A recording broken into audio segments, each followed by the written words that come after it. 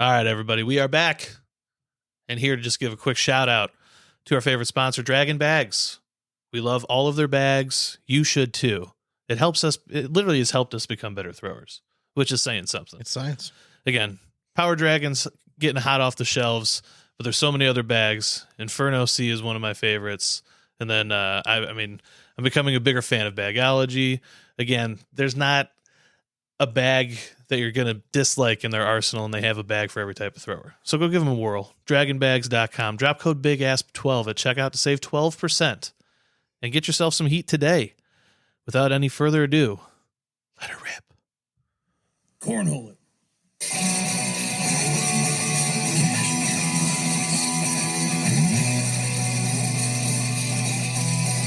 Big ass cornhole.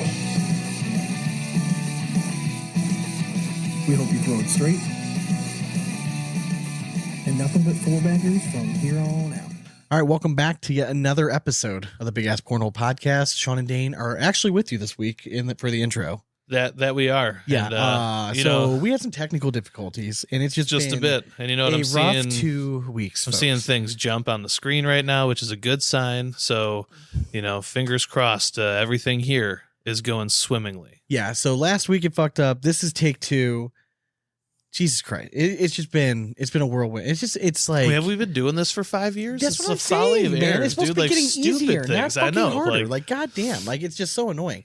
But anyways, nice to see you again, man. Yeah, good to see you. Sweet. Yeah, it's like I've seen Hell you the yeah. last couple days. The Lord works in mysterious ways, however, because He saw it fit for us to re-record this episode. Yeah, I think it might have been the cornhole god just smiling down on us a little bit. I think so. Without us knowing. Before we get into anything, all right, Dane, do what you do best every single week. Let the folks know what we're drinking tonight in our favorite segment called What You Drinking.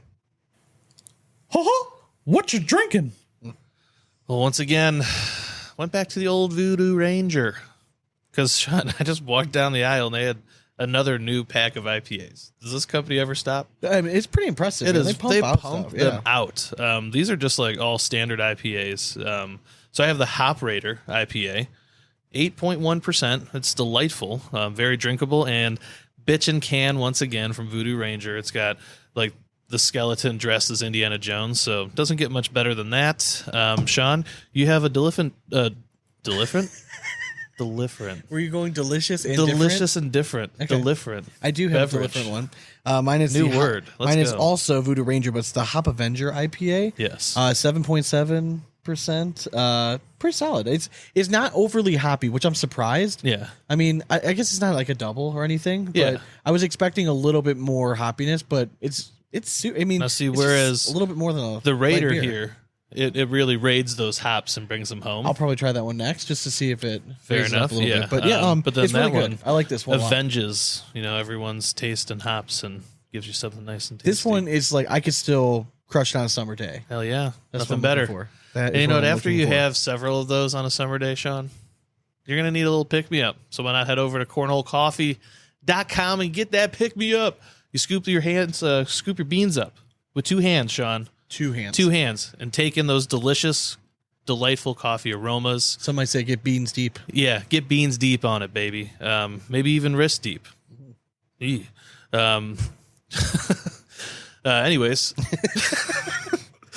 again, I can't say enough about Cornhole Coffee. I drink it every day at work. It's very, very good coffee. So if you're a coffee drinker, why not support somebody in the community? Hey, Head listen, over to if you're listening to the show, cornholecoffee.com. chances are 90% of us drink coffee. Yes, just go buy some. Support it's our really fucking local business once. It's really That's all good we're coffee. asking. Heck They yeah. have K cups. They have whole beans. They have ground. Whatever you're looking for. Yeah, and you'll they get to have hear it. from the man himself Man. later on in this episode. But Yeah, for sure. Yeah, head on over. Cornhole Coffee. Get some great beans. 2 hands at a time. Drop code BigAsp at checkout. Save yourself 10%. All right, so we're bringing you more audio gold today. Again, for like the second time. So we're going to call this maybe like platinum now. All right, so All right, platinum level. Yeah, we're bringing a platinum level today. We're going to recap the results of the Brighton, Michigan Open. We have bags to review, but we're actually going to review the bags during the interview portion, and we're going to be joined by 3 studly individuals. Okay, they're a cuddly, dynamic duo, the lovers of all things Cashmere Woods, Brooks and BJ of Siva, and then Mr. Jonathon Heitzman, Mr. Cornhole Coffee himself, will be joining us later. Love it. We have power rankings coming up this week. Big discussion on that. That we do? And we have dramatic readings. Do we? Oh boy, do we have dramatic readings. Oh my goodness. I can't wait. And this is why I kept going back and forth. So here's what we're going to do. We're going to do dramatic readings, not right now, Yeah. but fast forward. So you're going to have to listen to all of our stuff, like all the stuff we work hard on. Exactly. Right? And then you want the exciting stuff. We'll go over some of it at the end. But if you want to hear all the juicy details, that's reserved for our patrons. Indeed. Our Aspo clan. So Aspo clan, if you want to get the full deets and stuff, just hop on over to Patreon and enjoy. Give it a Give it a whirl, if you would. Yeah, a whirl. You know, how about that? A whirl. A whirl. Whirl. Whiskey. Okay. So what's new with you? Not too much, man. I know I skipped it, but I figured we had gone off on a tangent. What do you mean? I didn't say in and around the hole and all that stuff. That's fine. Are you too good for your home? Answer me! Thanks. I mean, I just I like wanted bold. to. Yeah. Thanks for keeping it consistent, though. Just wanted to get it in there, Sean. If you are staring at your hands right now and they have ugly bags, you're going to be sad, and chances are you're going to play like shit, or you might even just practice like shit. And that's going to transfer over to the next time you're at a tournament, and you're going to remember it, and you're going to be sad. Well, you can avoid all this. Go to blackjackcornhole.com, where they have only sexy-looking bags. You get free shipping, amazing customer service. It's a no-brainer. So go to blackjackcornhole.com, grab your set today, and if you use code BigAsp, you're going to save yourself 10%. It's literally like the iconic logo in cornhole. Indeed. I don't Throw know 'em if in. there's another iconic logo right now, No, I don't. I mean, because everything else seems maybe a little the bit crown too, on Reynolds. You kind of just know it. Like if you see that I R would with see, the crown yeah. on it, I think that. Yeah, that's a good one. That's one. That's a good one. Yeah, but blackjack is It's up there. pretty for sure. synonymous with being good at cornhole. So Yeah. just check it out, blackjackcornhole.com, and maybe if we make a sale this month, like Troy will like message us and remind us that Maybe he's still yeah. friends. Hey, he's still alive. But All right. you know, I get it, man. I get it. Just He clearly doesn't listen. Yeah. But also another sponsor. Are you on the outside looking in from the land of misfit toys? sometimes. You may just be a black sheep. And guess what? There is a company out there that makes bags for the black sheeps called Black Sheep Baggers. Join the movement. Be a black sheep. Head over to blacksheepbaggers.com. A bag for everybody. Exactly. We just did recent reviews, gave them rave reviews. So head Especially over there, if you're man. someone that likes just a slightly smaller template. Yes. A little bit of a fuller bag. You want some meat in your hand, some girth. Man, Black Sheep Baggers does it well. Hell yeah. They know girth. They do know girth. They do. I mean, maybe most black sheep are girthy. I mean, size matters. Yep. Size matters. But yeah, go to blacksheepbaggers.com, and if you use our code BigAsp, you're going to save yourself some money. Sweet. Boom. So what's new? Not a whole lot. Just things. I had a busy weekend, so wasn't able to get any cornholing in. I know I saw you Sunday. Yes, you saw me Sunday. Again, wasn't. I don't know. Pretty, Was pretty this, mundane. It was just. Was this past weekend one of your favorite overall sports weekend, or is it your favorite? Yeah, I mean, it's part of the reason why I didn't have anything going on, because I love me some college basketball. So I was like, well, I can just hang out and watch some of this and have a couple beers or something. But yeah, no, I thoroughly enjoy this time of year. And I know that you yourself are a huge college wrestling fan. Correct. So this is like your mecca, having the national championships this past weekend. Yeah, and with college basketball, like I'm not a huge college basketball fan anymore, but like I mean, the Tar Heels Still, are playing. Like, yeah, still of course. fun. Still fun. Yeah, it's just, and there's always something on, Yeah. something going on, and there was a good golf tournament. Like there's just so much going on. Like I'm still a sucker for like Masters Week, Yeah. things like that. But yeah, this is by far one of my favorite sports weekends. I mean, the best Of the part year. about March Madness is like, if you're not an avid college basketball fan, it's the one time a year that you just get to be an expert on every team you've never seen. Oh before. yeah, I love correct. it. Like, Like you're watching games that you've watched none, Yeah. like not a minute of, but you're suddenly an expert of that guy. they pass it to that like skinny 6'6" wing, and he's white, and you're like, oh shit, he's a shooter. Yeah. like immediately. And you start doing like the old man thing. You start either calling them like by their number. Yeah. You know what I mean, like, oh, that number 46 is just killing them. Like you don't, or you just completely butcher their last Yeah, you name. just like Like, you it's- heard it once. It's like House of Medilla? No, it's Herschel, and you're like, yeah. Herschel. Yeah. Yeah, that Herschel's a real. That's real one animal. of it's a unique skill our dad has. Yes, He can butcher any name with the best of them. We have a customer named Bob Safara, God. and he calls him Bob Safari every time, and it makes me giggle every time. Just Love you, Dad. Yep. Love you, Dad. And then Sean, you also got new clubs. Yeah. Sean's a golfer. So I finally go. started getting really back into golf last year after like a 5.5 year hiatus. Just life has adapted some, and you guys kidnapped me last year, made me go out a bunch, and I got the bug again. Yeah. I went to the driving range last Saturday, and my irons are just dead, man. I was getting nothing out of it. It was super windy, but like it was more how it felt at impact. Did you just try swinging harder, Alice? I did. Yeah. And really, I've never had new clubs myself, ever. I've always had, you've always kind of had either from hand-me-downs. Big Bump or Dad. Well, I Like, think that's wasn't your first set of irons like your set, the graphite shaft? Yeah, ones? I mean, it was some bullshit stuff Yeah, from it Walmart. wasn't like- you know what I mean? Like, a quality set, but no. I remember you just slinging those things. I'm like, good lord. Like, Yeah, it's graphite. old Like, it was so one. much whip. You know what I mean? Like, yeah. But where I had to swing just to even everything out was ridiculous. Yeah. And that's why I still hit a fucking huge draw now. But I was on the hunt, right? I don't want to just make a big purchase like that without doing any research. Yeah. So I talked to like 2 golf club experts. Like they, like had a conversation like club head speed and ball speed and what are you looking for? What's important for you in the club? So we narrowed it down to pretty much 2.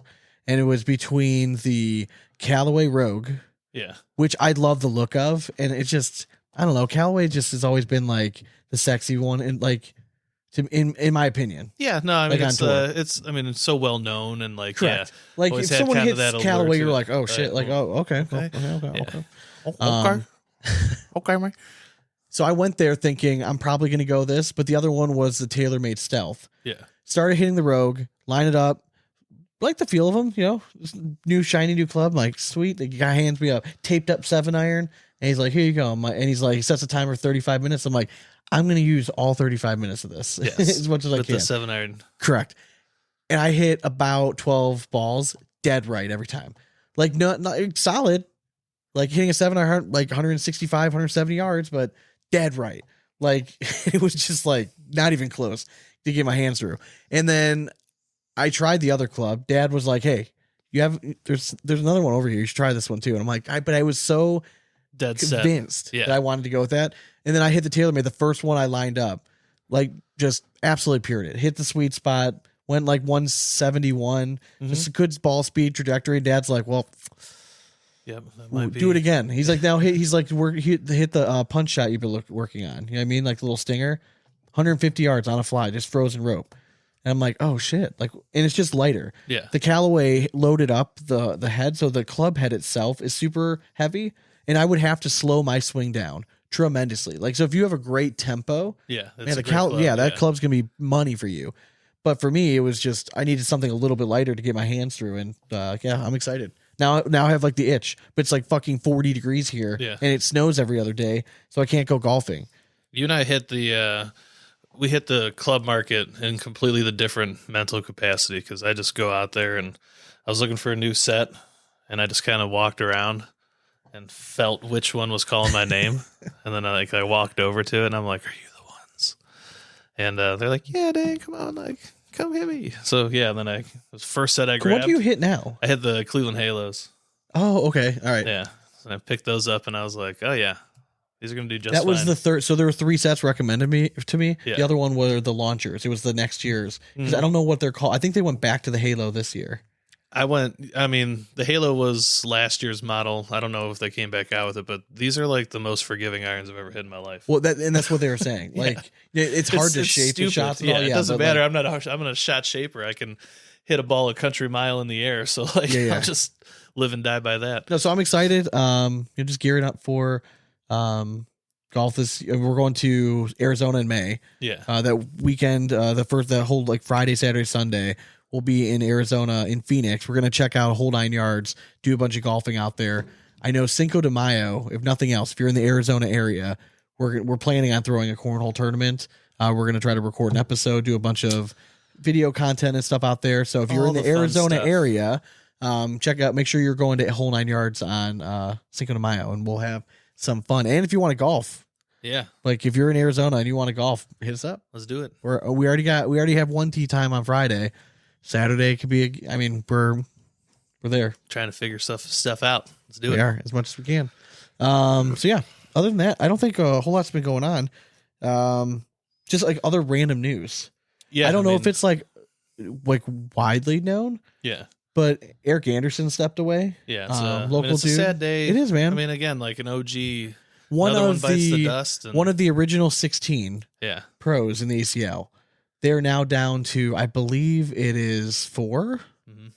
Because so the ones that are left are Modlin, Hissner, Henderson, in Kamba. and Kamba. Yeah, Yeah, so that's it. I mean, it's just eventually we're gonna have a time where none of those like original people are in the game at all, and that'll be sad. It's just now I mean, it's it just might take a while with. I don't know. Modlin seems like he's got a lot of years left on him now. well, I mean, yeah, it is crazy though. Like just to think of like how much travel all those guys have done, yeah, and most of them are all relevant. for sure. Yeah, which I is mean, kind of crazy. Look, Hissner and Modlin have both won Opens Yeah, this year alone. Yeah. That's crazy that they're still their games. They've been able to evolve. You know, so over I didn't time. say Hissner. I went straight to Modlin. It's just a small slight shaft. Hey, now. All right, so let's go ahead and you want to jump into the open stuff. Yeah, we can. Because honestly, it was a pretty fun open to watch. There's Yeah. a lot of great matches. So let's start with singles. I mean, by now everyone's heard that Jeremiah Ellis beat Matt Guy. What? And what an absolutely epic match. it really was 100%. Down- Ellis threw an 11.15 to Matt Guy's 11.07 in an epic 41 round match. I mean, it's and just it came back from down 18-2. yeah. I mean, it had everything you wanted. And even how it ended at the end, like I thought Matt Guy showed such class and almost like a I don't know what else I can do kind of attitude. I'm happy with my performance. Yeah. Like 9 out of 10 days, that performance right there, I'm walking away as champion. Yeah, exactly. It was one of those. This thing would have been done 10 rounds ago. Like, Yeah. is usually what he's thinking. But hey, hats off to Jeremiah Ellis, man. For What grinding. what a grind. I know. It's man. very easy when you're down 18-2. We've Yeah. all. Just be like, we've all been there. Just to be like, fuck it. Fuck it. Yeah. I mean, I'm not coming back. Fuck it. yeah, exactly. But that, It's like, I mean, well. didn't really cross his mind. It didn't Nope. seem like it because I mean, he he wasn't got, just rolling over. Yeah, and I mean, he still played very aggressively Yeah. at that time too. Kind of like he had to, and he was just hitting shots. I mean, maybe not. It was just weird because like the shots that he had to hit to get big points, he almost didn't hit. Like he had a Yeah. couple like airmail opportunities to get 3 and stuff, and he missed them. Then like there was one that he like punched a bag in and only ended up with like 1 point or something. That I was like, man, if you like hit that shot, you could have. But that's how good both Like, had those a guys statement. are. Yeah, It's but- that when they missed it, you're like, oh wow. That's what I'm saying. Like it's like almost like the game just kind of fell in his favor at that time, and he was able to just, like you said, grind and like Yeah. figure out a way to keep scoring. And hell yeah, I mean, hats off. It was an awesome comeback. We noticed that Matt during that match was throwing all slick side down, and it looked like he was throwing the Vengeance, Yeah. which can be a pretty slow bag. Previous games, we did see Matt block a lot. Mhm. I'm kind of happy to see that. The last 2 years, he's gone a pretty, like it was pretty open about just going to pour bags in. Going to try to average over 11 every tournament. And if I do that better than anyone, I'm going to win every national. Hasn't translated to success because when you find one of these one of these dirty bag guys that are just awesome at collecting bags from anywhere, Yeah. once they're also shooting now high PPRs, we're going to get into a few of those in dramatic readings, right? That talk about this very notion. Dude, it's a scary thing. Well, I mean, Matt Guy can throw over an 11 throughout a whole tournament and lose because when he faces a rollback thrower, he's throwing a 10-5 all of a sudden. Yeah. And yeah, he'll still throw an 11 for the whole tournament, but that one game, they do Yeah. just enough to be able to edge him out on it. And yeah, I mean, it's like you said, happy to see the block out there, and he seems to be cleaning it up just fine too. I mean, Ellison guy had one of the coolest like professional rounds of cornhole ever. Yes. It was a first bag block. Matt Guy airmails over top. Jeremiah Ellis rolls. Matt Guy airmail. Jeremiah roll. Drags his bags a little bit closer. Yeah. Matt Guy airmails and collects. Yep. and then Jeremiah puts it in. Matt Guy puts it in. I mean, it was just it was professional insane. fucking round of court. I mean, it was just unreal. Yeah, I remember both of us just sitting there like, so Jeremiah's just rolling over with single bag blocker. Like that's so rolling hard. over it again. Like, consistently. Yeah, You know what I mean? Like, insane.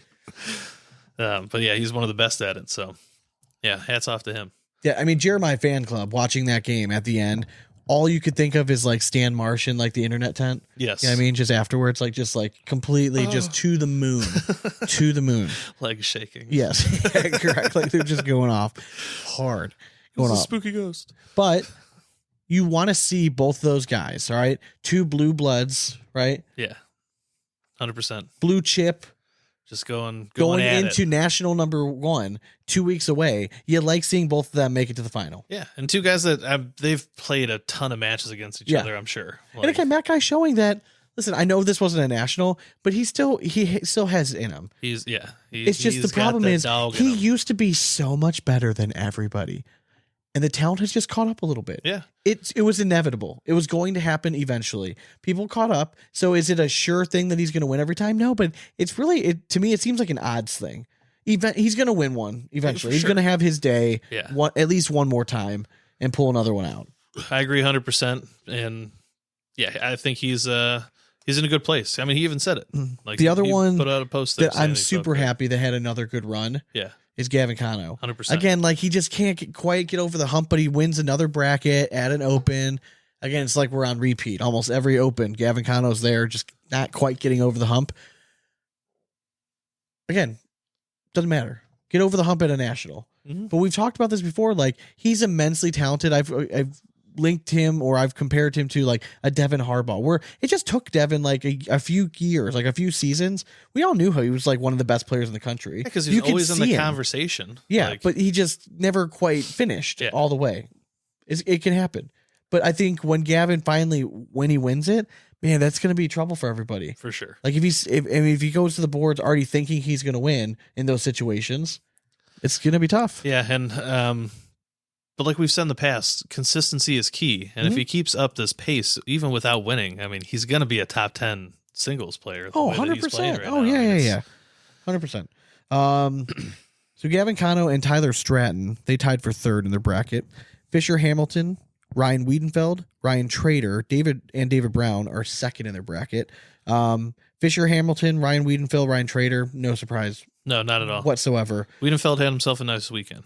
He did. He looked solid. Yeah, smooth. We'll hear about him in doubles, but Yeah. yeah, he looked very put together. And Ryan Trader again, man, just every open again, this kid in singles seems to be in the mix, either winning the thing or coming darn close. Damn close, yeah. So it's going to be interesting. This Rookie of the Year race is going to be way more interesting than I think a lot of us thought it was going to be in the beginning. Yeah, and it doesn't seem like Fisher Hamilton will have anything like a sophomore slump. He seems No, to be. he seems like he always has one game of tournament, then he just kind of falls apart. Yeah. For no reason. He just gets some bad kicks and a bunch of bad breaks in one game. But then there's other games where he is just like just never really makes a huge mistake. He's always like his misses are small. Yeah, and I think it seems to me like he's sliding more bags in now. Yeah, I think so. I think he's just kind of going more stroke mode at times, especially in doubles. I felt like I just noticed him just pouring bags in at times. I think with like that Wizard L, like as I'm assuming that's what he's throwing, I think it just makes more sense to do that. Well, yeah, and then you turn it on at the right time. Yeah. Like that's really the key to all of it.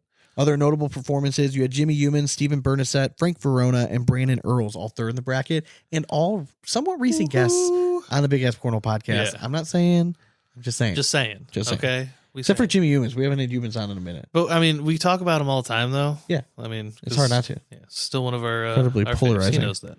He doesn't need us. Yes, he likes to do the stuffing. Mm-hmm. Okay, over that. So it doubles. Who has Ryan Smith, and Ryan Wiedenfeld take down and take away the opportunity for Hissner and Birchfield to win 3 in a row. But again, yes, you heard that right. Hissner, Birchfield in the finals again in doubles. Stop me if you've heard this again. Yes. My goodness. Only they lose this time. They did. And Smith and Wiedenfeld just looked solid. Yeah. It didn't, to me, it was like they didn't really do anything crazy to go out there and win it. But Wiedenfeld looked like the best player on that board that game. I agree. Yeah. He's Trey was close. Like there was times that Trey was like really locked in. Yeah, but Wiedenfeld was handling Adam quite. I mean, he held Adam to Adam only scored 2 points on him, and Wiedenfeld just again, he was so smooth that whole game. I almost wish he could have redshirted last year. I know. Just dealing with a whole lot of stuff, man. Yeah. You know what I mean? Like, just, we all know how immensely talented you are. Look at how great he handled everything, though. Oh, yeah. And now, again, another year removed, another year to mature. Man, it looks like he's putting it all together because he looked really, really good at this Open. So I'll be, he's one that, I don't want to call him a sleeper because, like, his name, he still has name power. But I think he has a, it's not nearly as thunderous as it was coming into last season. Correct. I think he should easily end up higher than where he was last year. Who do you think at the end of the season finishes higher, Fisher Hamilton or Ryan Wiedenfeld? Fisher Hamilton. Okay. You think he's just got a longevity? Yeah. I think Fisher's a little bit more accurate with some of the roll stuff. Fair enough. I don't know. And he's showing it too. I mean, believe me, Fisher Hamilton, like you said, he's won one. So, so let's see. Foster and Humans and Power and Neistat tied third. They both win their brackets. Power and Neistat again in Michigan. Everyone wanted to see them in the finals. They won the bracket though, so it's a solid. I mean, they go out there, get the job done. Yeah. I'm interested to see how this team performs this year. I think you don't have to worry about Jordan Power. And it feels weird saying that. Yeah. I think Jordan Power is like the very steady Eddie, like just you know what you're going to get from me. He's going to get a I'm 10-5. Gonna slide. Yeah, correct. I'm going to slide a lot of bags in, and I'm going to hit airmails, and we're not going to get crazy. Yeah. And then you're going to go and be Joe Neistat, and we're going to be really good together. Mm-hmm. But Joe has been like up and down. There's some weekends where he's like, holy shit, Joe Neistat's the best player in the world. Like he's back in top 5 for him. And then there's other weekends where like, oh man, like why did you change everything? And I think it's just the curse of the tinkerer. I mean, he's a guy that smart likes, dude. He's a smart guy. Yeah. And I mean, we've seen a lot of these guys. Some can do it. Other guys, man, it's like once you start fucking with it, it's hard to get it back. But I think he can.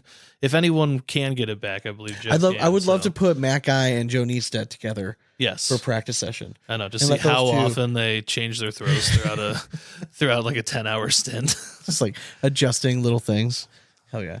All right. So other team notable performances: Alex Rawls and Blaine Rogier, Bernasette and Lopez Jr., Hunter Thorson and Carson Getty, David Brown and Clint Bucani take second in their bracket. What a name, just Clint Bucani. Right, just born. Yeah. Should be an athlete. Exactly. You're meant to be for bigger, greater ESPN performances. I wish, like, if I was his coach, just be like, hey, Bucani. Yeah, it's just a great one. Yeah. I mean, it looks like Bucani, right? Yeah, sure. I don't know.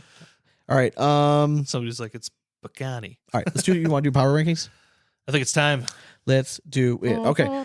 So, no, we don't have like anything cool or I was gonna say like what do we have any like here we go. I got a boner. That's not expected. Yeah, there we go. All right, so we'll start with singles first. So again, this is current power rankings. This is not where we're saying we think everyone's going to end up in ACL points, because I still don't understand the point system, because how did Eddie and KB not win? Yeah, it's still like, it just doesn't make any sense to me. Call that an enigma. This is where, like, if you're walking into a room, these are the 10 best players you would put up, right? Yeah. All right. Like, so to me, this is, if I was at a national and I'm putting my money down, this is the order that I would think who would be winning. Correct. Basically. All right. So I know we have some things a little bit different. We do. But I think we agree on number one. We do. Yes. We both feel that Mark Richards is still deserving of the number one spot overall. It's I will say my first three, I really struggled. And at one point when I was doing this, had all three at one at some point. Yeah. I settled with Mark Richards, again, just more of a consistency thing and a little bit of a recency bias. I know Jamie Graham obviously ended last year winning world. I get it. Mark Richards has just shown the last 2 years he's a little bit more deserving of this spot than maybe the other two, because Tony Smith just didn't quite finish enough in singles last year. Yeah, I mean, for me, it's like you say, I like consistency, and I preach that all the time about the game of cornhole. It's so hard to be as consistent as Mark Richards has been. Yeah. So yes, to me, he's still the 1A, but like it's so close. But I agree with you. I give him the nod. So my number 2 is Tony Smith, and then my Yes. number 3 is Jamie Graham. I know. So you want to walk us through your like top 4 or so? Yeah. So Mark Richards 1, and then I actually put Jamie Graham in at 2. I think he's been showing again that he is Jamie Graham, and when Jamie Graham thinks he can beat everyone in the room, he will beat everyone in the room. Then number 3, I actually put Alex Rawls in here. Again, we preach about consistency. I'm going to a 2-year stint, and he's still just a phenomenal thrower. And last year he started getting it done finally. I mean, the year prior he was like in second place consistently. Then last year he found. I'm not saying you're wrong at all. Yeah, but what I'm saying is that you have not said Tony Smith yet. You don't think Tony Smith has a better as a power ranking for like Alex? I'm throwing Tony Rawls? Smith at 4, but and again, there's no shot. Alex Rawls is a stud. Yes, we all know that. But to me, like Tony Smith, I haven't seen enough of him. Okay, I'm just playing devil's advocate. I mean, again, I haven't seen it. I haven't seen him out there all that often, or at least winning all that often. So like, I'm just gonna. Yeah, I know he's playing. Don't get me wrong. That's why he's at 4. Again, like it's not a slight to anyone. It's true. This is just there was that one time he wasn't even, like, if you look back 3 years ago, I didn't he wasn't even on my list. Exactly. Yeah. 3 years ago. All right, so keep going. 2 years ago. Yeah, and then so far our top 4 are all the same, except we just have them in different order. Yeah, you should. I went Mark Richards, Tony Smith, Jamie Graham, and then Alex Rawls. Yeah, is my current top 4. Yeah, and then at 5, I'm giving the nod to Kano. The kid's been on an absolute tear. So yeah, I'm gonna slide him in at 5. And then I had and 7, at 5 I had Jeremiah Ellis. Yeah, and I put him over Kano only because they just played at the last Open, which I get. And but Ellis won. I'm just thinking Kano's got that little bit of national experience, so I'm just gonna go a hair above, and then I'm going back-to-back rookies with Ellis and Trader, sitting there at 6 and 7. So you're a Trader at 6. Yes. No, I had Ellis at 6. Oh, that's right. Okay. Yeah, Ellis at 6, Trader at 7. And then my number 8. I'm trying to remember. You had your number 8 was Caleb Batson. Yes. I believe I shifted him back. I put him in at 10. Yes. So then, and then I took out. You're forgetting Logan. You have Chamberlain in there. Chamberlain is number 7. Chamberlain was number 7. Yes. That's what it is. Yes. Okay. So then it went Ellis, Chamberlain, then Trader. Correct. But again, like, I know everyone's like, "Oh, that's crazy." Like, no, I've just been watching a lot of Chamberlain throw. I like what he's bringing to the table, and he's got the experience come national time, and he's gotten it done before. So no, I'm not arguing with you. I like where he's at, and then KB at 8. Then you rounded it off. Jacob Gore and Devin Harbaugh at 9 and 10.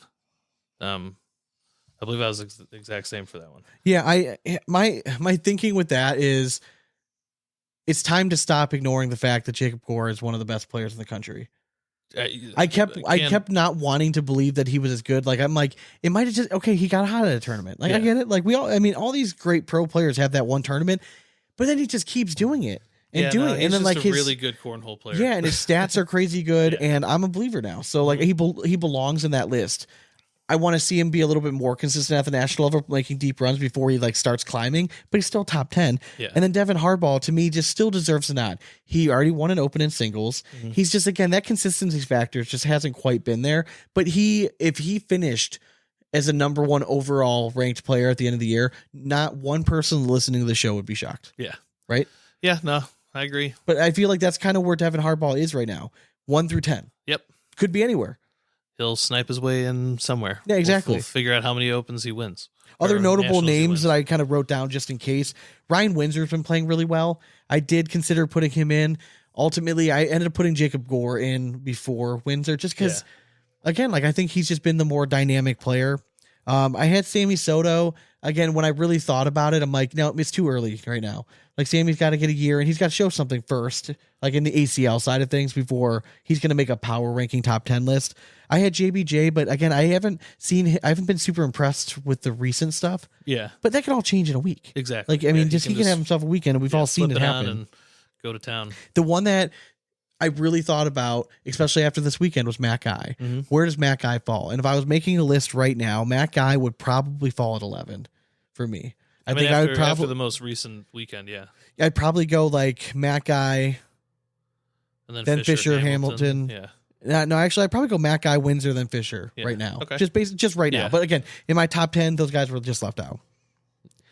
If we go over to doubles, all right. Indeed. This is where me and you were, I think, a little bit different. A little bit, yeah. Some of the stuff. Some of our spots. So my number one right now, going into the season, and again, like maybe a little unproven. Yeah. It's more of just hey, they're my top two in my power rankings as singles players. So I'm banking on this as to work.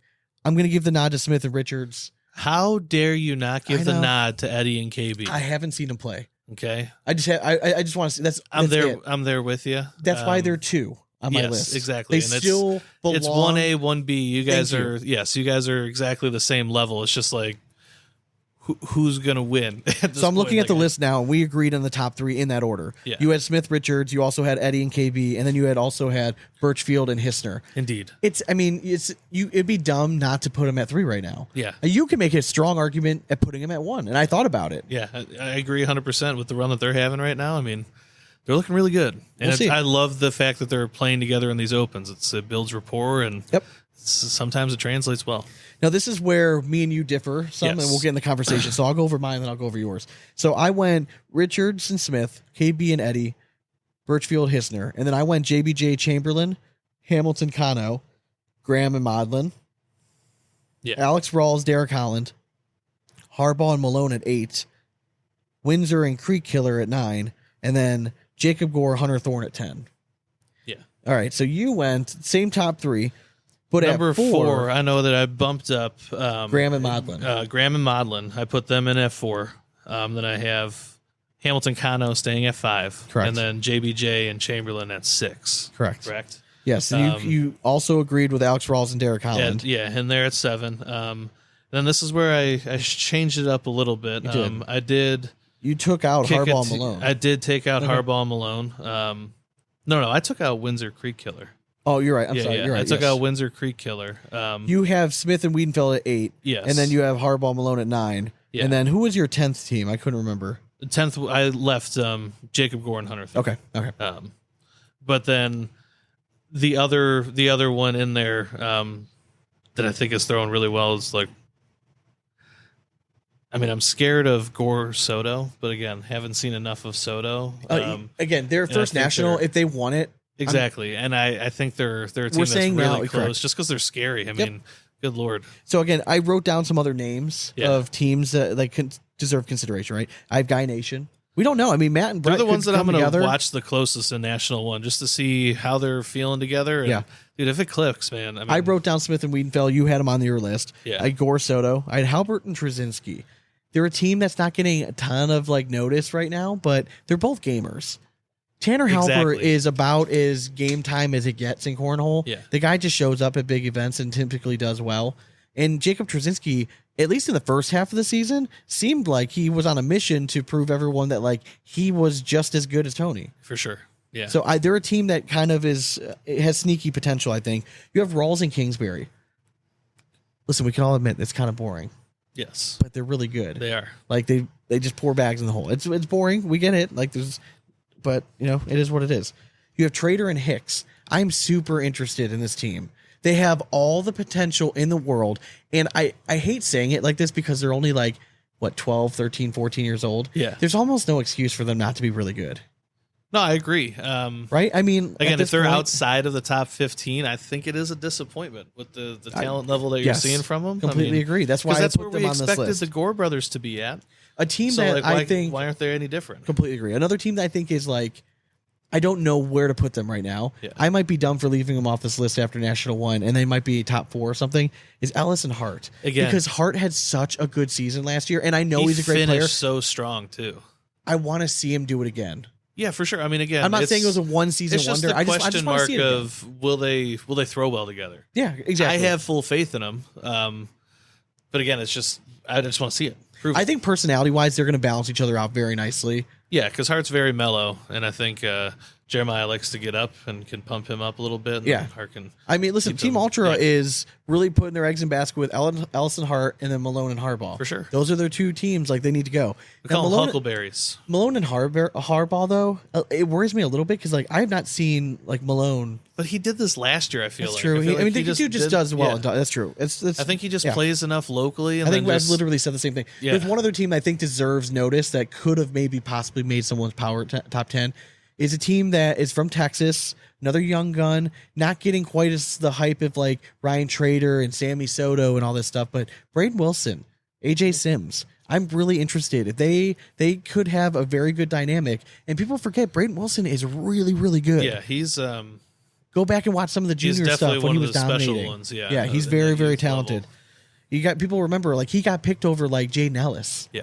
Like there's a reason for it. Like he beat Jaden Ellis. You know what I mean? Like there's like that kind of talent. So And again, maybe he's not traveling out to opens. He's in school and stuff. yeah, I just so want to see him he's at just, a national. He's probably just playing locally because Texas has a crazy great cornhole scene. So Correct. Really, there's not a whole lot crazy in my list. Graham and Modlin, I put them at 6. I think they deserve that spot right now. They're a team that, again, I feel like there's such a big sliding scale. I wouldn't be surprised if they were 1. I also wouldn't see him surprised if they fell outside like top 15. Something just tells me that there's going to be a little magic there. I don't know why. I just think Whenever they typically play together, they typically do well. We talked about earlier with EA retiring, losing the OGs, but like a team like Graham Modlin bringing us back. I mean, how great would it be to have Guy Nation and Graham Modlin finish in the top 10 again? Damn. Right? It's like to me that's like the story that we'd all love to see again. So I'll be rooting for him. Yeah, and it seems like this is a make or break year for like all cornhole. And I'm sure they're fine. It just seems like this is a really important year that like because Frank and Jamie are throwing together and they're throwing the game changer, if they're successful, this is an opportunity to put the game changer back on the map as a popular bag. Yeah. You can say what you want, but if they both start playing well, people are going to be like, oh, I want to do that too. I want to. There is an effect like that. That's what happened the first time. Yeah, for sure. I think this is an important year for like not just as a team, but like for like the company too. They really need that team to do well. For sure. No, I agree 100%. Is it time for do a little dramatic readings? Some dramatic readings. Let's do it. In a world where bean bags have brought men to their knees, social media serves as sanctuary for keyboard warriors. Time for the dramatic readings. And these dramatic readings are brought to you by Big D Bags. Just remember, if you are missing something flopping around in your hands, head over to Big D's. They'll fulfill the little piece that you're missing. Just head over there, drop what you're doing, head over to Big D Bags, and remember, don't be a Big D bag. Throw them.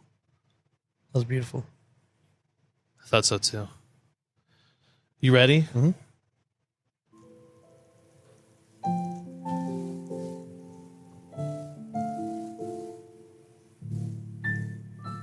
ACL Pro Joe Niestead. 10.5 is the new 9.5, I guess. I wonder if it's worth considering moving the pros back to 30 feet, similar to pro basketball. So, accompanied with this post was a picture of, I'm assuming it was one of the opens, and showing the PPRs in his bracket.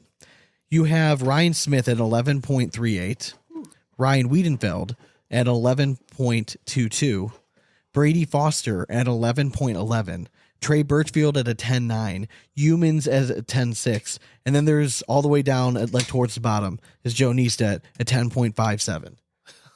And then Hissner sucks because he's at 10.55. And Powers pedestrian because he threw a 10. I mean, are you serious? Wow. Those are, some impressive numbers for sure. It's just, I don't know. They made a good run still. No, they did. That's so my- what, that's- what do you think? And then we've talked a little bit about this before in Yeah. the past. Does eventually is the game getting too boring? Is it getting too easy? I should say for the pros, Yeah, I mean, or do we just have to just understand that hey, because everyone's getting better, it's just the games are just going to be longer now. yeah, I mean, again, It's a grind. Everyone's just getting better, and yeah, we kind of foresaw this becoming an issue. I think there's ways that you could jazz it up a little bit, but people might consider that hokey. The same way that like if you mention like bust rule to people, like it's so dirty and disgusting. Like, yeah, that's the backyard like stupid mess around version of it. It's one Who of those cares? things But- I really sat and I thought about today. And I'm like, oh, what if they really embrace this first back blocker idea? And I'm like, no, man, there is something cool to watch a 41 round match. I agree. And like the mental fortitude it takes. but again, you and I appreciate that. But Exactly. for this And sport that's what to I grow, worry about. It's a casual viewer. Will they appreciate that or are they going to change it because they find it boring? I think maybe that's 50-50. I mean, right? the question is, do we just, again, it is cornhole. Do we take it too serious to make it be fully successful? I think we do. I think at the pro level to be considered legit, there has to be some sort of level of seriousness. And that's why I've come around on like the super hole and stuff like that. People don't watch the UFC for the fights. I They get it. watch the UFC for the fights before at the weigh-in. They watch for the tweets that go So back and do you forth. want them to have press conferences and stuff? I would and talking love crap stuff like before- that. Yeah, Yes. right. That would be Like kinda just sweet. let's get it. Like bring some levity to this sport. Just to get a casual viewer Okay, involved. that's why I and then think you can guys make like it. Jordan Power, I think Jeremiah Ellis is going to be very Yeah, good. exactly. Like, guys it's that are alluring not- on TV. Yeah, you just want to be a little loud and it's okay to be passionate. You know what I Yeah. mean? But again, I also understand that some people, not everybody is like that to be successful in sports. I know I tend to be fiery, Yeah. but that's just my personality. Other people, if they're more laid back, like you might not get as much out of them. And I guess I've come full circle on like, you don't have to move them back 30 feet. You just now have to train differently. The games aren't lasting 20 rounds anymore. Yeah. If you really want to make it to the end, you have to be mentally prepared to go 40, 50 rounds 60 now. rounds Yeah, if you want to correct. win some. Correct. And I think that's where we're going to go is that these matches are just going to get longer and longer. But then how does that translate to like TV time? I don't know. Any of that. And again, it's so hard because if you're getting into hour-long matches, like you could never ever sustain a TV time for that. I don't know because I go back and forth because like I'm not a huge like tennis fan. I'm a very casual tennis fan. Yeah. But if there's an epic match and like they're going back and forth and like it's pretty close to the end, like I'm Ryan or dying. Like I'm like I've invested time in this. I need to find out who wins. I'm Do you not going know to quit now. Do you know what tennis has that cornhole doesn't though? Short skirts or Like peak athleticism.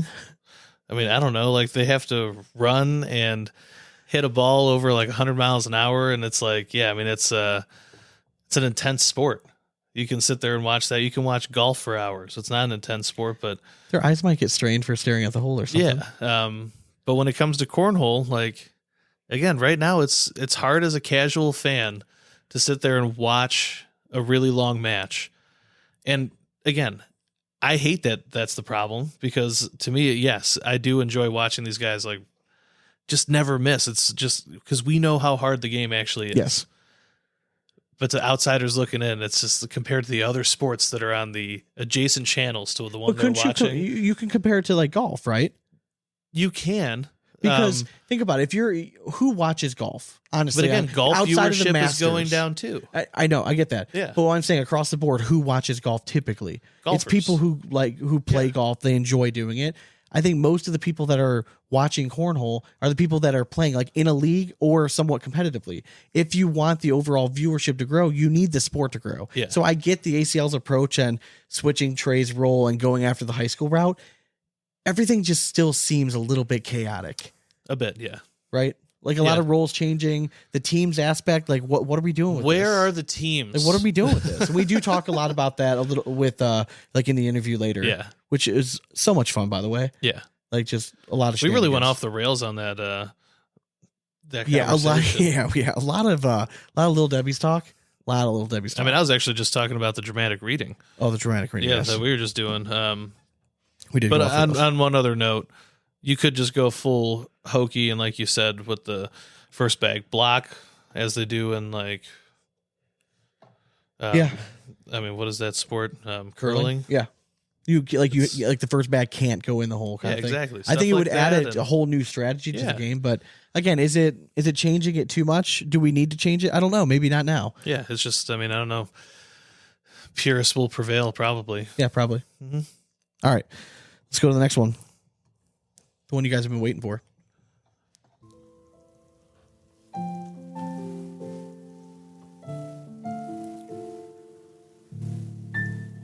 $27 cornhole. Anyone that has ordered a hoodie or jersey, please reach out to me. We tried a new apparel company, but the quality of the product didn't meet our standards. The products that were paid for were never put into production, even though I asked him to move forward with what I paid for. I refuse to put a product with my name out there. It doesn't meet the quality of my expectations. Anyone that has an ordered product will get a refund. Sorry for those of you who have waited so long. Please PM me with any questions.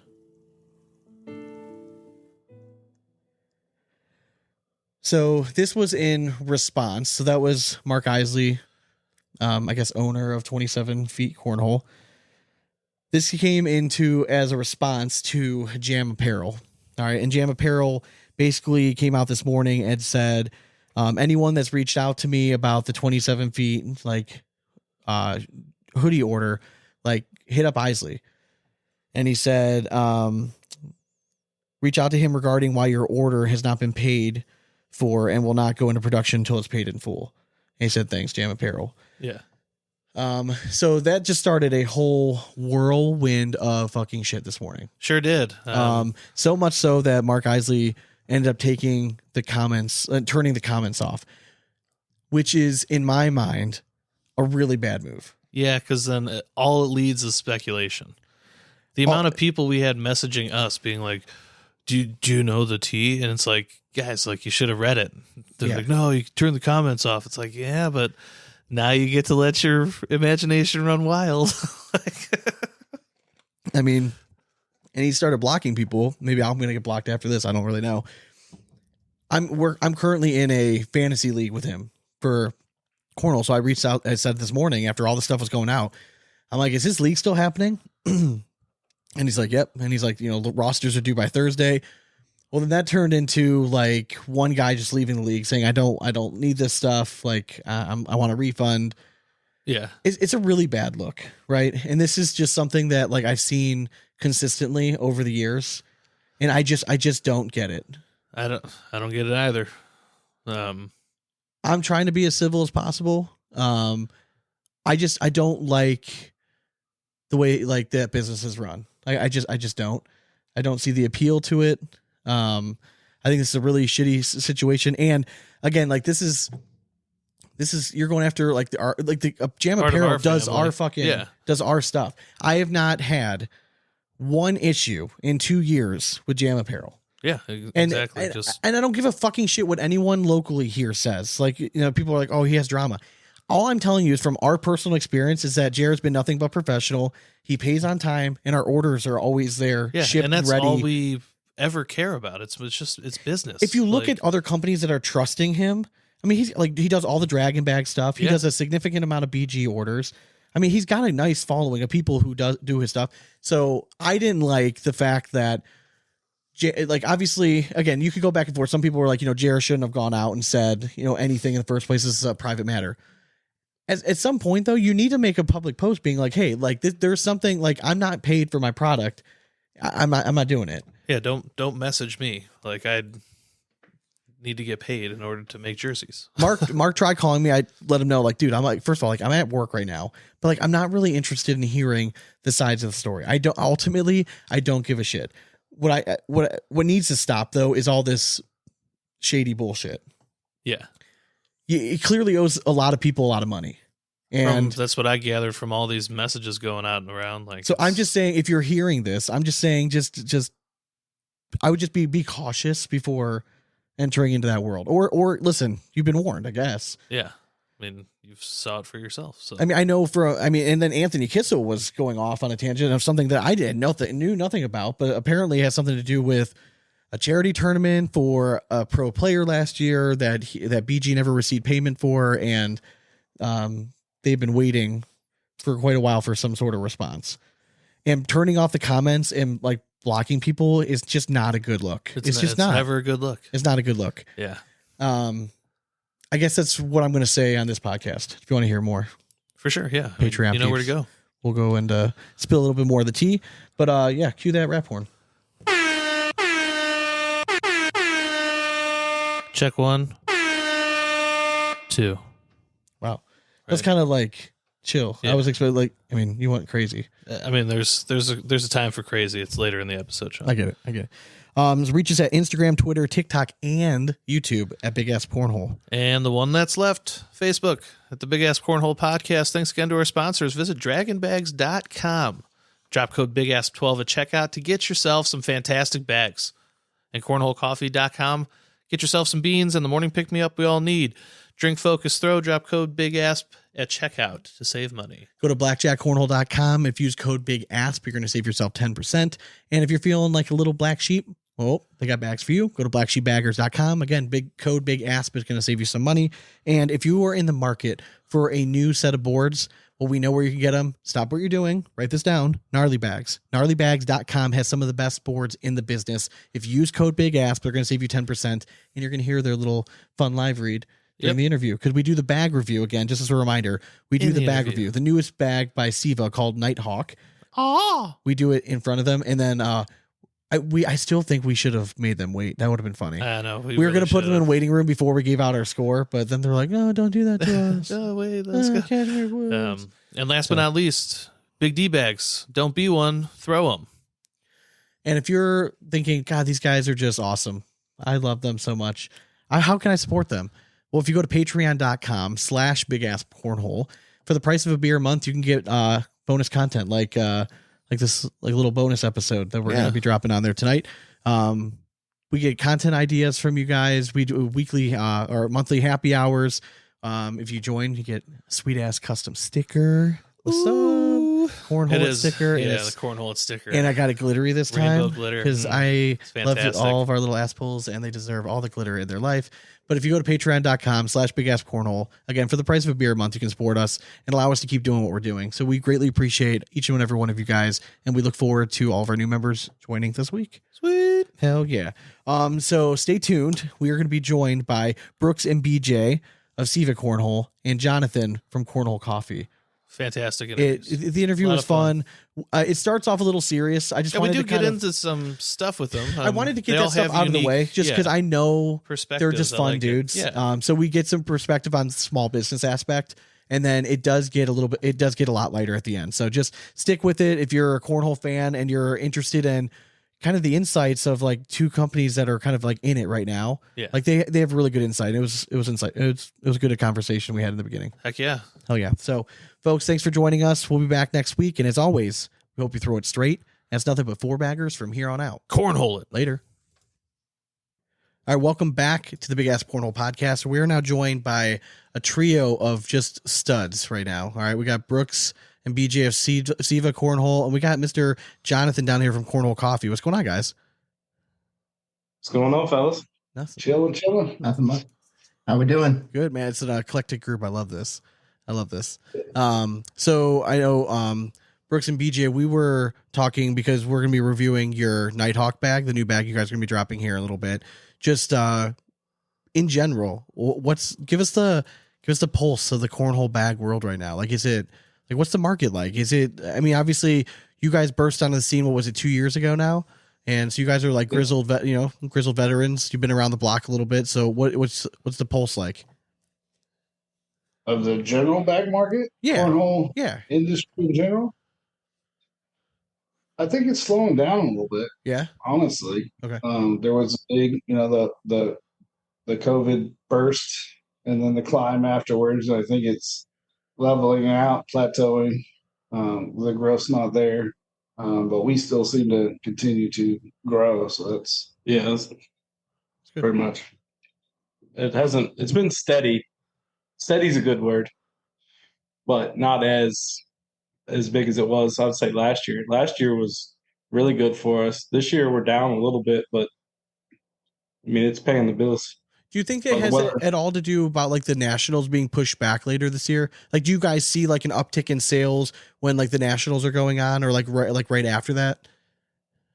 So last year was the first year that the first national was in April. So Okay. last year and this year was the later nationals.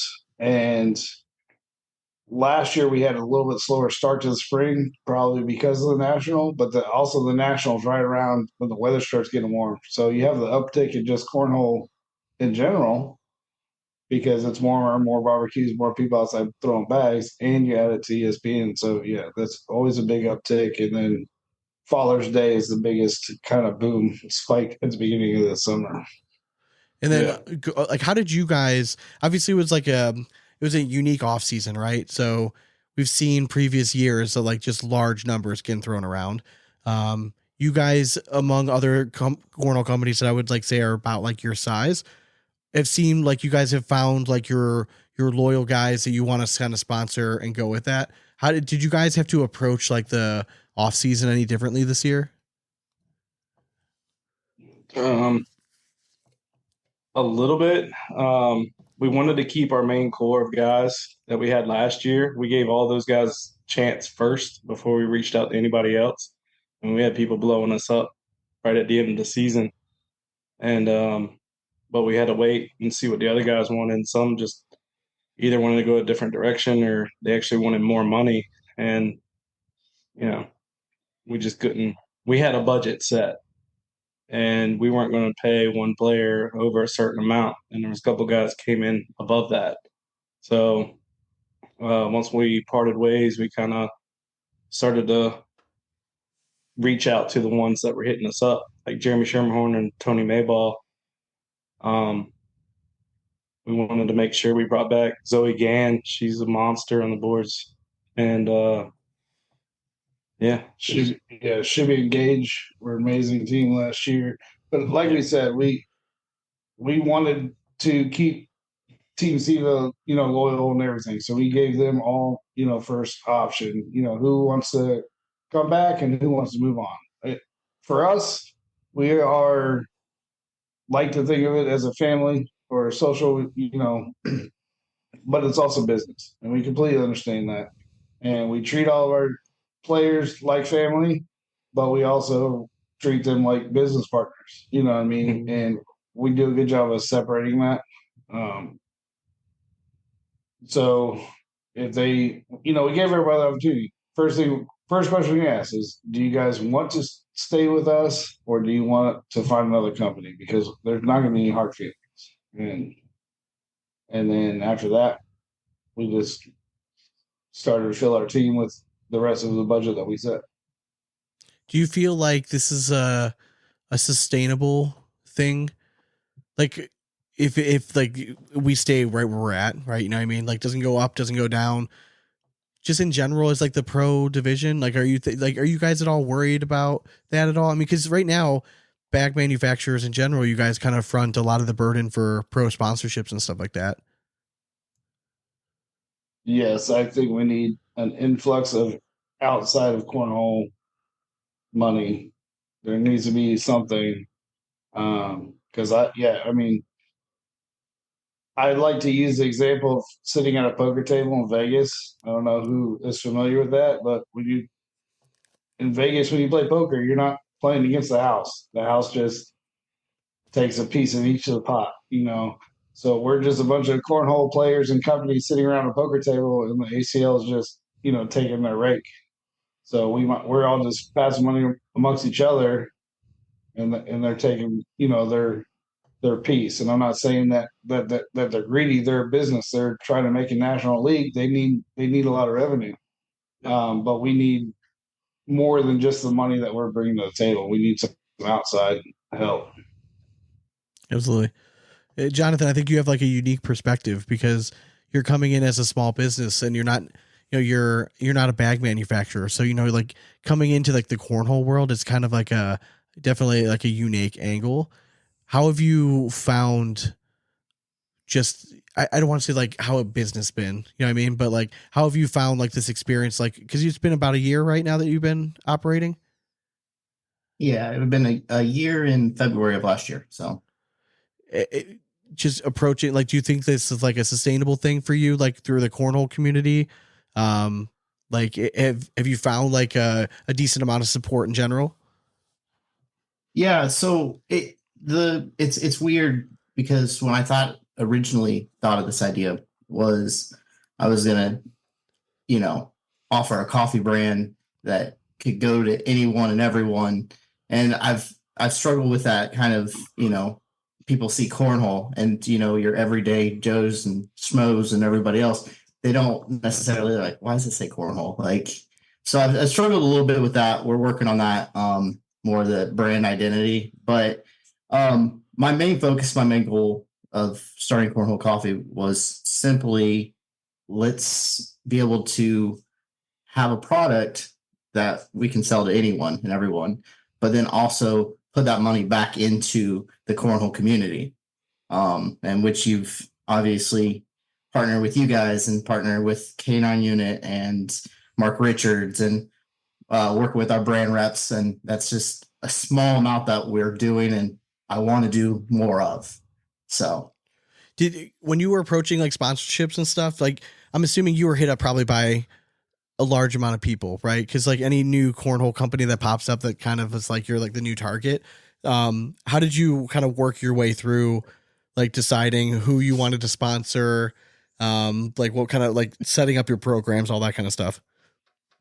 yeah, so I'm very limited on budget. I work a 45, 50 hour a week job. So this is a little side thing that everything comes out of my pocket. So I've had to be very what's the word I'm looking Resourceful. for? Resourceful. What's that? Resourceful. Yes. Yeah. I've had to be very, very much that and just try to, my brand rep program. I've got 20 brand reps. And the idea with that was I announced that Mark Richards was partnering with us. And the next thing you know, I had a message from every single cornhole player out there. Well, I'm sure. Yeah. and I was like, because they probably all assumed that you were paying like he's like $100 grand. Like, oh, this guy's got money. Hit him up. Yeah, like, oh man, hit him up quick. Jeez, oh man. Yeah, and that wasn't true. So, anyways, no, and that's how the brand rep program started up. And now, like I said, I've got 20 people. My goal for is in July to kind of restart that. Originally, I was like, let everybody in. Like, that was a bad idea, just for the simple fact I got a lot of people that came in. They did it for a couple of weeks. They wanted freebies and all that, but I still have a good core of people. So I'm excited for that. But as far as the brand reps and just trying to figure out who I was going to sponsor, I wanted to be part with people that are going to help grow the community. So we need media. We need the media attention like you guys are given. We need the live streams like K9's given. And then Mark Richards, to sum that all back up, that he's the biggest name in the game. I mean, almost, I guess you could say there's a couple others, but he's got to be top three, right? There's definitely an argument to be made. Yeah. Have you met Dwayne? Come on. So, but that's kind of was my start of this season. So what do you do for a living, like full time? So I actually test soil. Sweet. So I go out to of the human variety sites. or like the ground variety. That's actually a good question. The right? ground. It's not You never know. Okay. Yeah, I mean that's a good question. I honestly never thought about that, but Dane, I'm not shocked that you would ask that. So you're welcome. I take pride in that. But no, I go out to construction sites and contractors. Basically, we're insurance for contractors, so we got to make sure there's compaction, moisture, all that stuff to these new housing developments being made. One of the dramatic readings we had this week was actually it was like a statement by Joe Neestat. I don't know if you guys saw it. about how he said, I guess the 10.5 is the new 9.5. And then he posed a question like, do we need to start seriously thinking about like, does the pro division need to start throwing at 30 feet rather than 27 feet? Well, it just is not even like as being like in the business world, like just being as like cornhole players and fans. Like, what do you think about like, is the pro division, is it getting too good? Like, is it getting to the point where it's boring a little bit? Like, are we going to lose casual viewers? Like, obviously the match the other night, right? Matt Guy, Jeremiah Ellis. Awesome, right? 41 rounds. But like, is the average guy going to sit there for 40 minutes if they don't like just love the game? Like, I don't know, man. Like that, I think that does not go over that well, like on ESPN, or maybe it does because it's like such an epic back and forth. But I feel like it's weird. It is weird. I mean, we've talked a lot about this topic. Yes. Cornhole's just at its core, it's a boring sport to watch. I'm sorry. We all love. I disagree. Okay. But I also love to watch curling too. I mean, I love to watch curling too, but again, like we're Curling's nerds. We're not. I'm I'm a sports honk. So yeah, I appreciate any kind of athleticism or just feats on any sort of court. Again, I like watching cornhole. I'm just speaking in generalities. Cornhole is a boring sport to watch compared to the footballs and basketballs out there, maybe baseball equivalent. People watch golf. I love watching golf, but my wife I would enjoy say watching golf too, but it's very boring. yeah, it's boring to watch, which I understand. So yeah, if they just keep getting better and better, and we're seeing like 11 5s winning tournaments over like 11 2s, then yeah, this guy's just pouring bags in. Most of the time, it's nothing crazy special about it. It's just literally just sliding in 4 bags at a time. Do you think it's ever going to come to the point where they would consider doing something in the pro division, like either moving it back or like curling, right? Like once upon a time, you did not always have to throw the first stone. Yeah, I love short.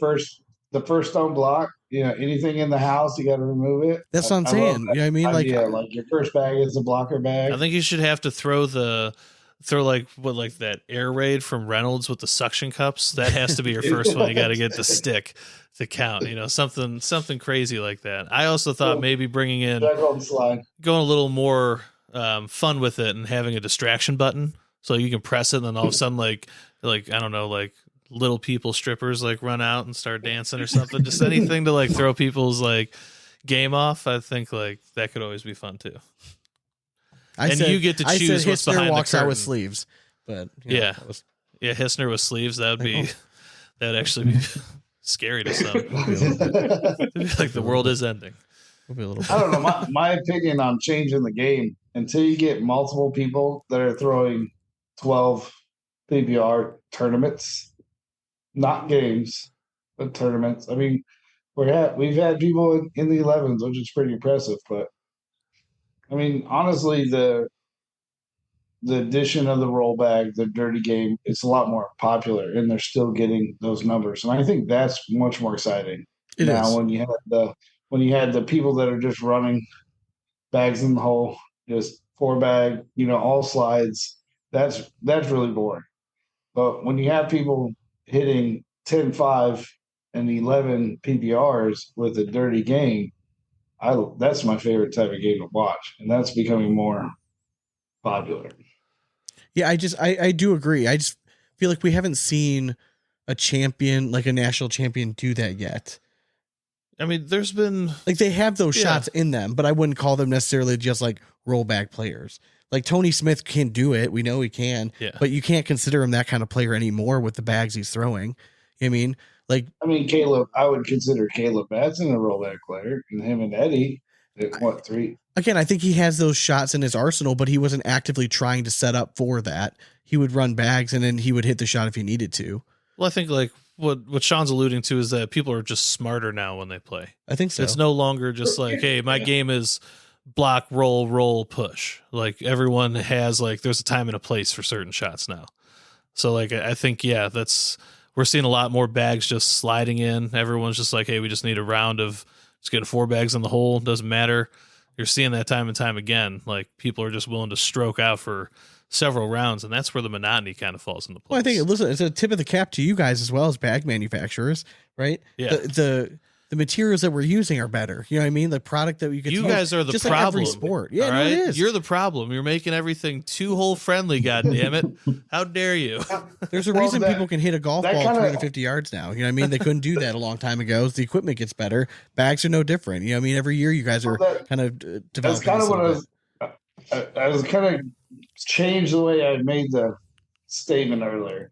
It's not necessarily the dirty game, like you said. Not one person I can think of, that's really a dirty player. Eric Davis. Eric Davis gets bored. I think he purposely sets up blocks and tries to hit hard shots. I mean, at least that's my personal opinion. Maybe he doesn't, but watching him play, that's the way I see it. I think he loses focus. Absolutely. I think the top players now, I guess it's not necessarily a dirty board. They're getting a lot better at collecting bags that before would just be out of play. I agree. So they can miss more bags and be able to get them back in the hole later on. I mean, some of the drag, some of the cut collects, the things that they're doing nowadays, the bar soaps and all this stuff nowadays is super exciting. Little There it is, Cashmere Cashmere Woods. Got a Yeah. little Cashmere Woods back there. Oh no, we upgraded. We got the lavender. Oh, you guys okay. are in the big Goals room now. achieved. Jeez. God. Goals achieved. God. Great. Shout out to Black Sheep Bag. Yeah, did I Black was Sheep saying. send you guys that? Jeez, oh man.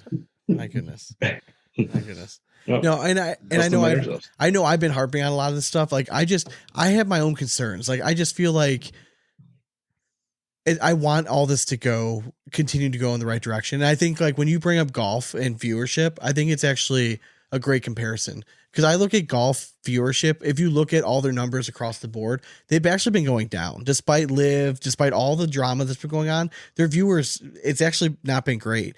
And I think, and despite golf participation being up, their viewership's still going down. That's what I think we're fighting right now in cornhole. Like right now, the only people that are really watching it for like the entirety are the ones that diehard fans, right? And there's not that many of us, so that if we're not all watching it, I mean, the numbers aren't going to see it. So I don't think they're bringing on too many of the casual fans aren't sticking around. But if we can just get the general participation of the sport up, I think that more people are going to, if we get more people in leagues, they'd be more inclined to stop what they're doing to watch the professionals do it because they can relate to it. I believe to get viewership up, they need to focus on teams. Yes. Teams it need can to be be more organized, electric teams need to atmosphere. be marketed, and I mean, I What would rather see teams on ESPN and the national bracket finals on, I don't know, ESPN2, whatever.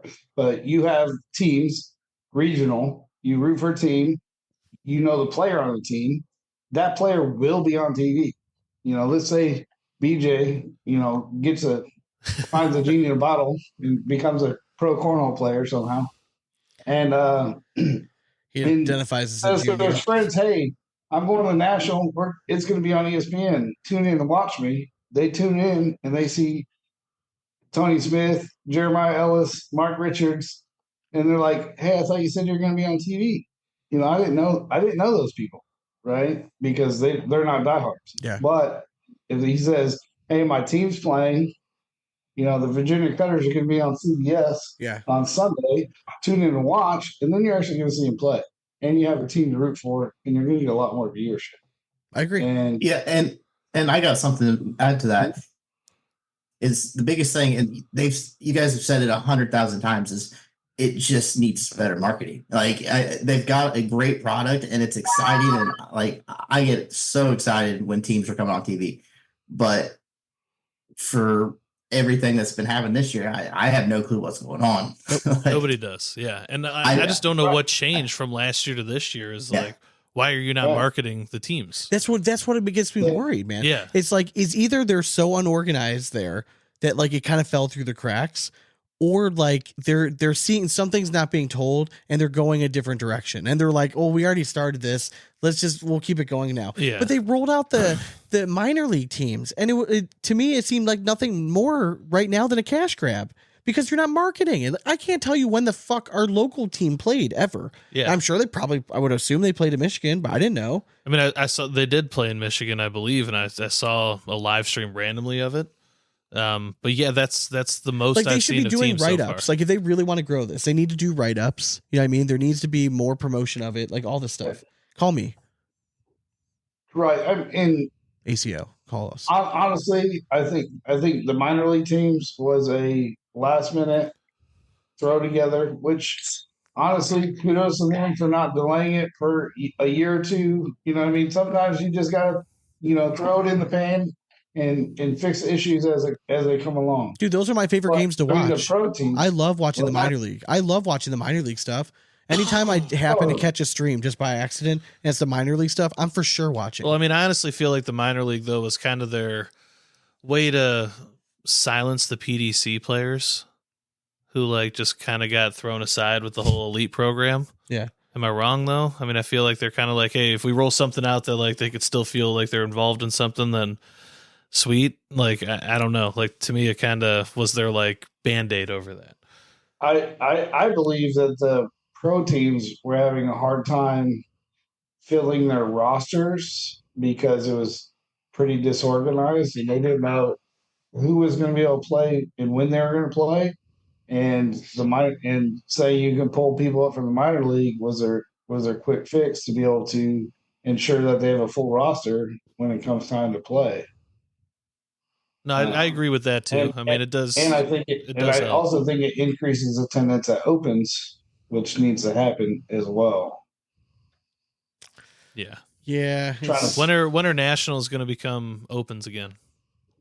Oh, I agree. I agree 100% with you on that one. I think they need to. Like we had I don't know. We both enjoyed the atmosphere of a national that wasn't an open just because we had access. Yeah, it was business for us. But as a general cornhole fan, yeah, you gotta get the open out there. So that's what they're trying this year. Yeah. But again, I still think that the pros are getting fucked because if you win your bracket, you have to wait 2 weeks to then play the finals. Now, chances are that pro player was already going to be there for the pro shootout, which is going to be the open, and that's where they're going to do the broadcast to try to gain attendance.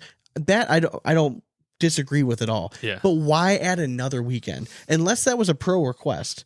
Maybe the pros requested, like, hey, we still like us being there. It's a serious environment, not tons of people. Yeah. We know, like, we can get the flow down. Maybe that's what they want, and this is the best of both worlds. Again, they don't ever say anything. They don't ever give out a rationale. It's just, and they don't even really give out the details. We had to figure this out just based off of looking at the fucking schedule. Yeah. Like, wait a minute, they're not playing the fucking finals. They never came out and said that. Still, like, it's baffling. The fucking national is next week, and they've never come out and be like, hey, guess what? The winners aren't actually, we're not going to have winners this weekend, but we're going to play a national. You got to wait for 2 weeks. What the fuck is that? Like, what are we doing here? I agree. I think it puts people.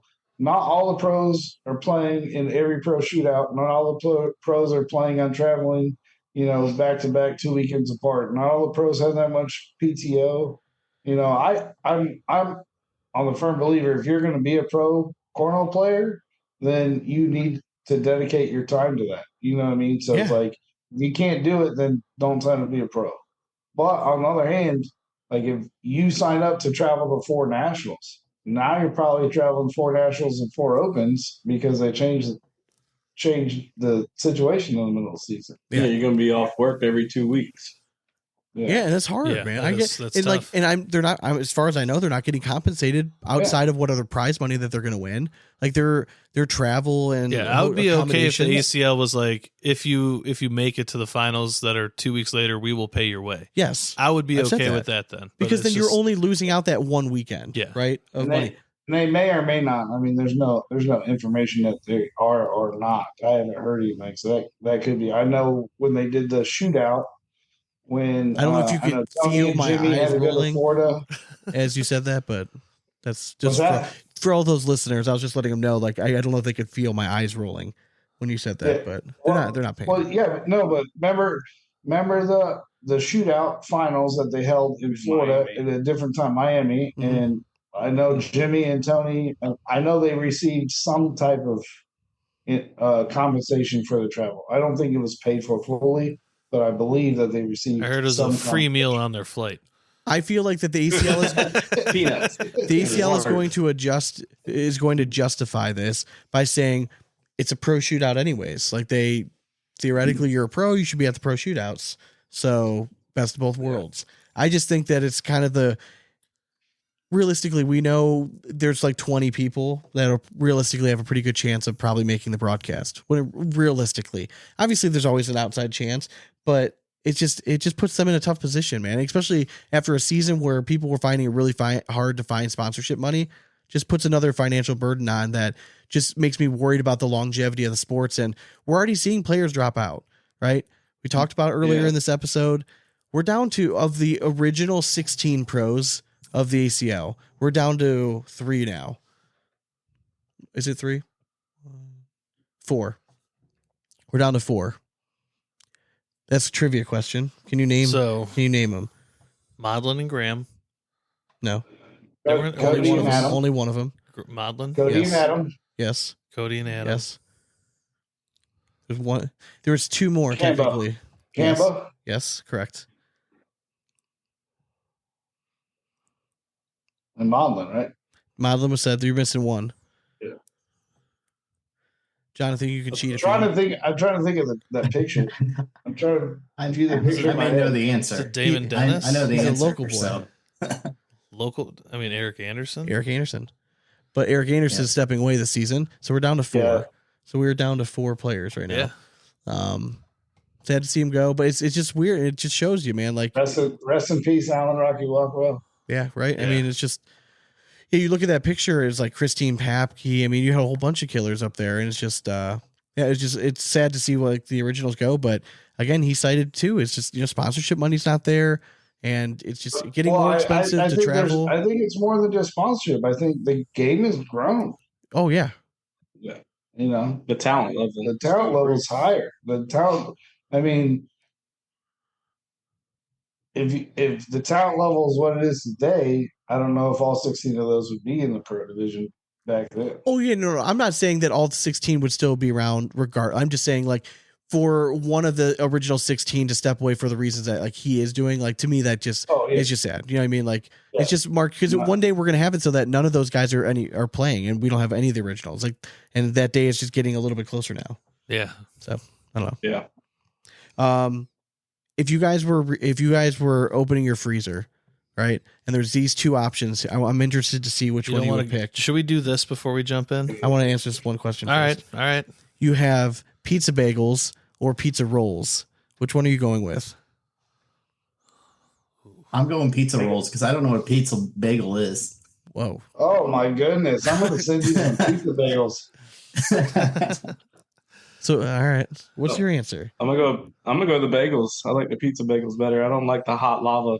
I mean, that's where I'm at too, but I always had the move of like you go through every pizza roll on your plate and you bite the corner off. And let that steam out, and then by the time you get back to the first one, you're ready to rip. So for that sole purpose and the time I would put into eating a pizza roll, I'm gonna go pizza roll. I gotta go pizza bagel, but you gotta take a little pepperoni and some extra cheese. You gotta put it on before you cook it because they don't put enough cheese on them pizza bagels. Now we have an air fryer, right? Yeah. Pizza roll in an air fryer, like just like oh my god, chef's like, kiss. Just done the pizza bagels in the air fryer. That's what I'm saying. I haven't yet, so I feel like if I had the pizza bagel in the air fryer, it's also gonna blow my mind. I'll be if I'm going on it. I'll go pizza bagel. I'm with you, man. Like just a good old pizza bagel, just near and dear to my heart. We have your address, Jonathan. We'll send you some pizza bagel. You're gonna see it, and you're gonna be like, oh, all right. It's literally a bagel pizza, but they're little mini ones. So good. So They're gonna smell like coffee though. It's all right. Michelle, so like on a pizza roll, would you like suck out all the filling and then just eat the crust afterwards? I would not. So you know who used to do that? I'll give you one guess of our friend Danny Scullin. Yeah, of course. I knew he'd guess that, dude. Sorry, just a inside joke, but he is Danny, if you're listening, you're weird. Yeah. Love you. You're definitely weird though. But Scab eater. let's do the bag review. Bag review now. Let's do it. All right, so Hang on, we got to get to our sound bites first, man. Sorry, man. Oh, the sorts. Quiet on set. And it's not just making them smaller; they completely reshape them. They make them more supple and symmetrical. I gotta catch a glimpse of these warlocks. Let's make a move. All right, and this bag review is brought to you by Gnarly Bags. If you're in the market for a new set of shiny boards, if you go to gnarlybags.com, use code BigAsp, you can grab yourself a set. Pro level boards, custom printing, high level quality. They're durable. Their speeds stay consistent, which is one of the things we find best about their boards. So if you go to gnarlybags.com, grab your set of boards today. And up today, we have the newest series being released this Friday. Wait, before we even can we do a shameless plug rap horn? Please, yes. This bag. Yes, right please. Here we and go. please go off on it real hard. Okay.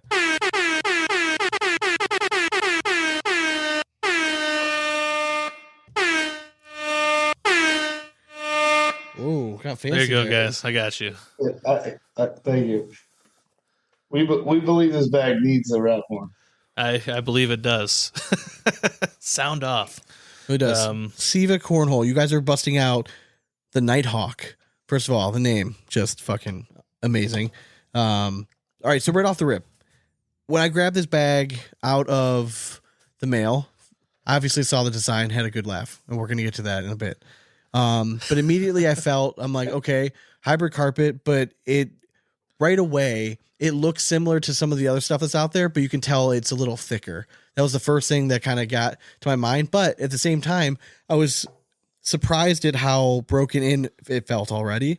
I felt like we've had other carpets before, like the hybrid stuff that just like it almost has like the backing to it is just too stiff, and it just feels like it's never going to break in. Although this stuff feels thicker, this stuff feels like it's going to break in very, very nice.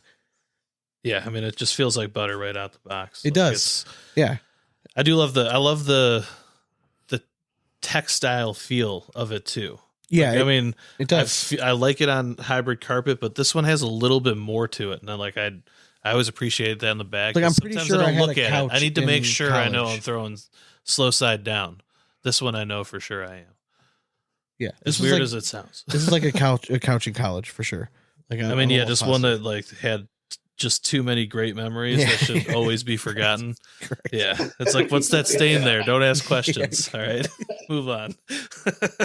Good bag get out of here, Mom. What are you doing? Oh, it doesn't smell like Doritos. But I like the template. In general, I think it's a smarter move to go with like a larger template when you're doing the hybrid bags, slightly rounded corners, speed on the slow side. You guys have it marked as 5.5. I'd say it's very comparable to all the other hybrid carpet. And that's what we've been saying, right around that 5.5 speed. Exactly. Yeah. Slick sides, a 9. Love it. Just the whole thing just works. Like I've always said that sometimes I throw bags best when they're first out and they're not completely broken in. Yeah. That has a little bit of this, but because the slow side, it holds its shape, but it's still drippy enough that it's pulling in. Like, it's still broken in enough and it's still bending really nicely, so you don't get like the clog. Yeah. And it's a pretty dense bag. So yeah, overall, I threw this really well. Yeah, I mean, for hybrid carpet, like my biggest gripe with hybrid carpet is some of them I feel like I should be able to cut it and it just doesn't quite cut. Mm-hmm. This is a great reactionary carpet. I throw this very nice on a tilt and it has a nice consistent movement to it, which is like something that I love in bags, and I think it has just enough chunk to it. Yeah, say blended just, fill. like, sits I would right very in- much put this in on like the medium, crux. like fullness. Yeah, for sure. Market. Yeah, right. no, We've had some others that have been pretty full. Yeah, we've had some fuller than this, but this is it's a happy medium for sure. Yeah, it's a nice feeling bag. Blended fill, some small disc, some round. It feels like you guys nodding your head, maybe. Yeah. Right. Yeah. Yeah, try blend actually. Yeah. Different. It's again. It's not a buy blend. It's Try. tri blend. It's 2024. Try Yeah. blend. All right. Yeah, we're all trying new things. I'm just gonna let it go. But yeah, overall, I liked it a lot. It's nice to see not the same old hybrid stuff out there. Yes, exactly. Like it's. I always get excited. We always give the nod to innovation, and you guys have a fabric here that we haven't seen on the market yet, but has fantastic playability. You can tell there's definite R&R in it, which I always appreciate. Yeah. So yeah, all in all, kudos, great bag. I like it. Design score. So we actually, the whole reason you guys are on today, is because we are going to break our best design score ever on a bag, today. That's what the goal was. So, yeah, that was the goal. So I have it on record. I believe I have one bag that I said 1 million. Wow. I'm going to go 1 billion on this one. 1 billion? 1 billion. Oh, Yeah, that's with the that. B. All right. I'm just going to Do you want to paint the picture for those that So, have not seen the picture? the on landscape, Facebook? Jack and Rose at the front of the Titanic when she is she feels like she's flying. Well, I am behind Sean holding him as Yeah, he's can flying. I ask, how did you decide who was who? Jack's Well, taller. there's a little bit of there's a little bit of height difference between the two. Well, that's why I thought I should have, the one time I could have been taller than him. You know what I mean? But It wouldn't have looked right. no. Sean, your face goes flawless with Rose's body. Like it's just perfect. It The does. contours are It like does. almost It spot just on. works. Yeah. Got a breast reduction there. You did get a breast reduction in that shot. Yeah. So thank you. It's called airbrushing. All right. So yeah, I'm gonna go 1 billion on it. Absolutely love it. You guys, like Sean posted, like you guys get us. Yes. Like as soon as I saw it, I'm like, Right. I couldn't handle it. Like, It didn't was take long to figure you guys out. All right, man, I thought we were actually a little more difficult than that, but I guess not. We're easy as it comes. That's true. Yeah, we are very easy. Performance. Performance for me, yeah, I really like it. Should we make them listen back to this so they can find out the performance score? Oh no, don't do that. Yeah, no. Put them in a waiting room. No, I'm gonna go an 87 on it. Yeah, I do like I Like that. could honestly have this in my bag today and throw it and feel confident with it. Yep. I wrote down a number on the sheet when I walked in. So I was 88. I threw it really well. The one thing I liked is I was actually I saw Eric Anderson this afternoon.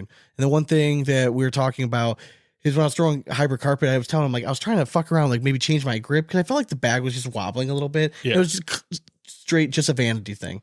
I'm like, I just wanted to look good, damn it. Like, fuck it. Like, I don't care if it goes in the You should hole be or able to not. throw a pretty bag Yeah, I right just now. want to look, Christ. yeah. And he was saying, he's like, Flat any, bag shanking off the side of the well, he's board. telling me, he's like, even when I throw, anti-Matt guy. well, he was like, Exactly. even when I throw a hybrid carpet, he's like, there's always a little wobble. He's like, I think it's just the material. This stuff did not wobble nearly as much. I think it's because it holds its shape because it's a little thicker. But So No. she flies pretty too. Hey, Nighthawk's listen. a great name. it is a great name. Oh, yeah. Very hole friendly. Love Yeah. it. So, And thank you guys for that, by the way. We Oh, will. dude, that Give was you the guys most out. That was your name. that was the most We random reached thing. out to hundreds and hundreds of people, and the name that stuck out the most I was in the was from middle. I Sean was Asp. literally There you go. treating somebody, like doing manual stuff, and I'm like, and it like came to my mind, started laughing. And they're like, all right, just hold on 1 second. Like, and I did it over. They never type it in. Nighthawk. For sure. Okay, so we're moving on now. Now this is We fun. are. Is it This this is is- time for oh, fun shit okay. now?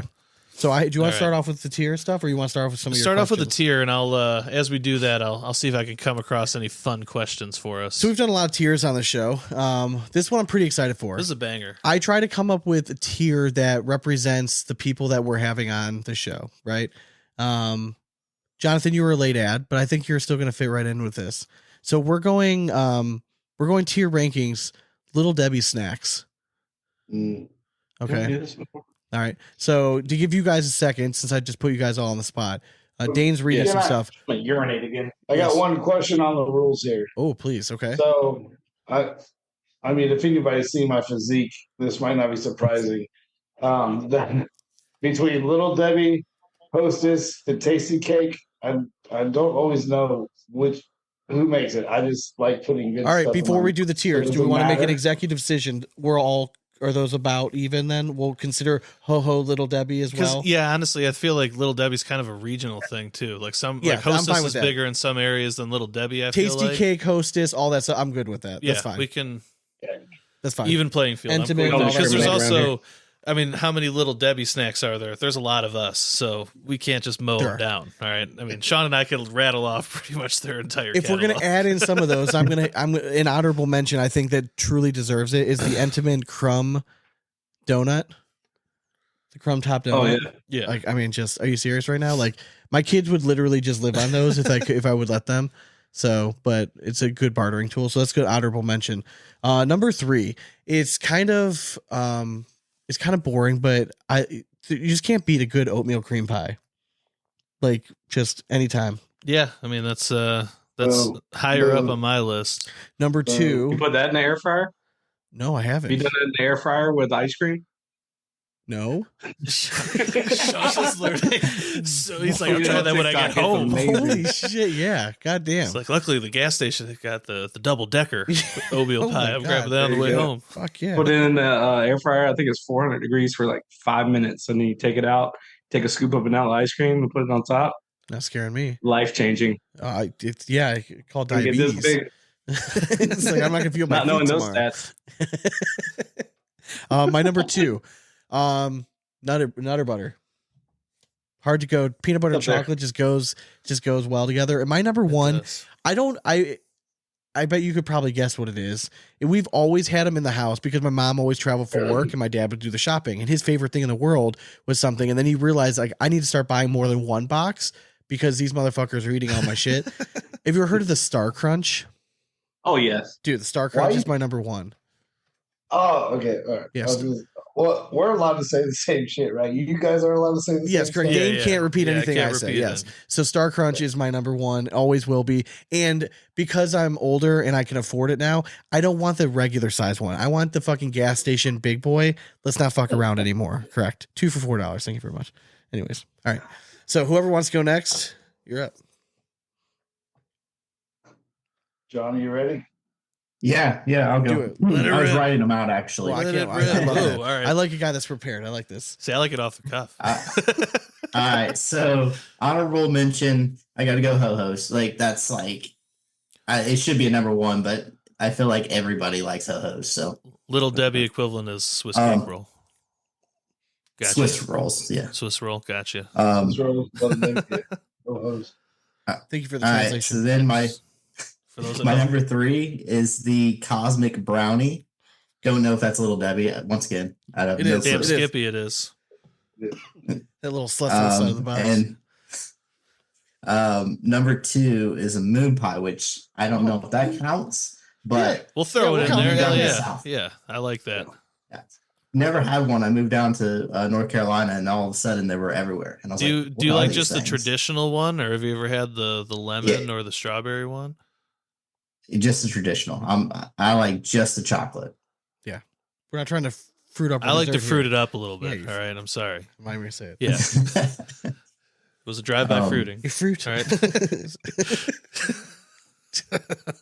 Dumb. What a good movie reference. Do you guys know what movie reference that is? You'll have our respect. It was a drive-by fruiting.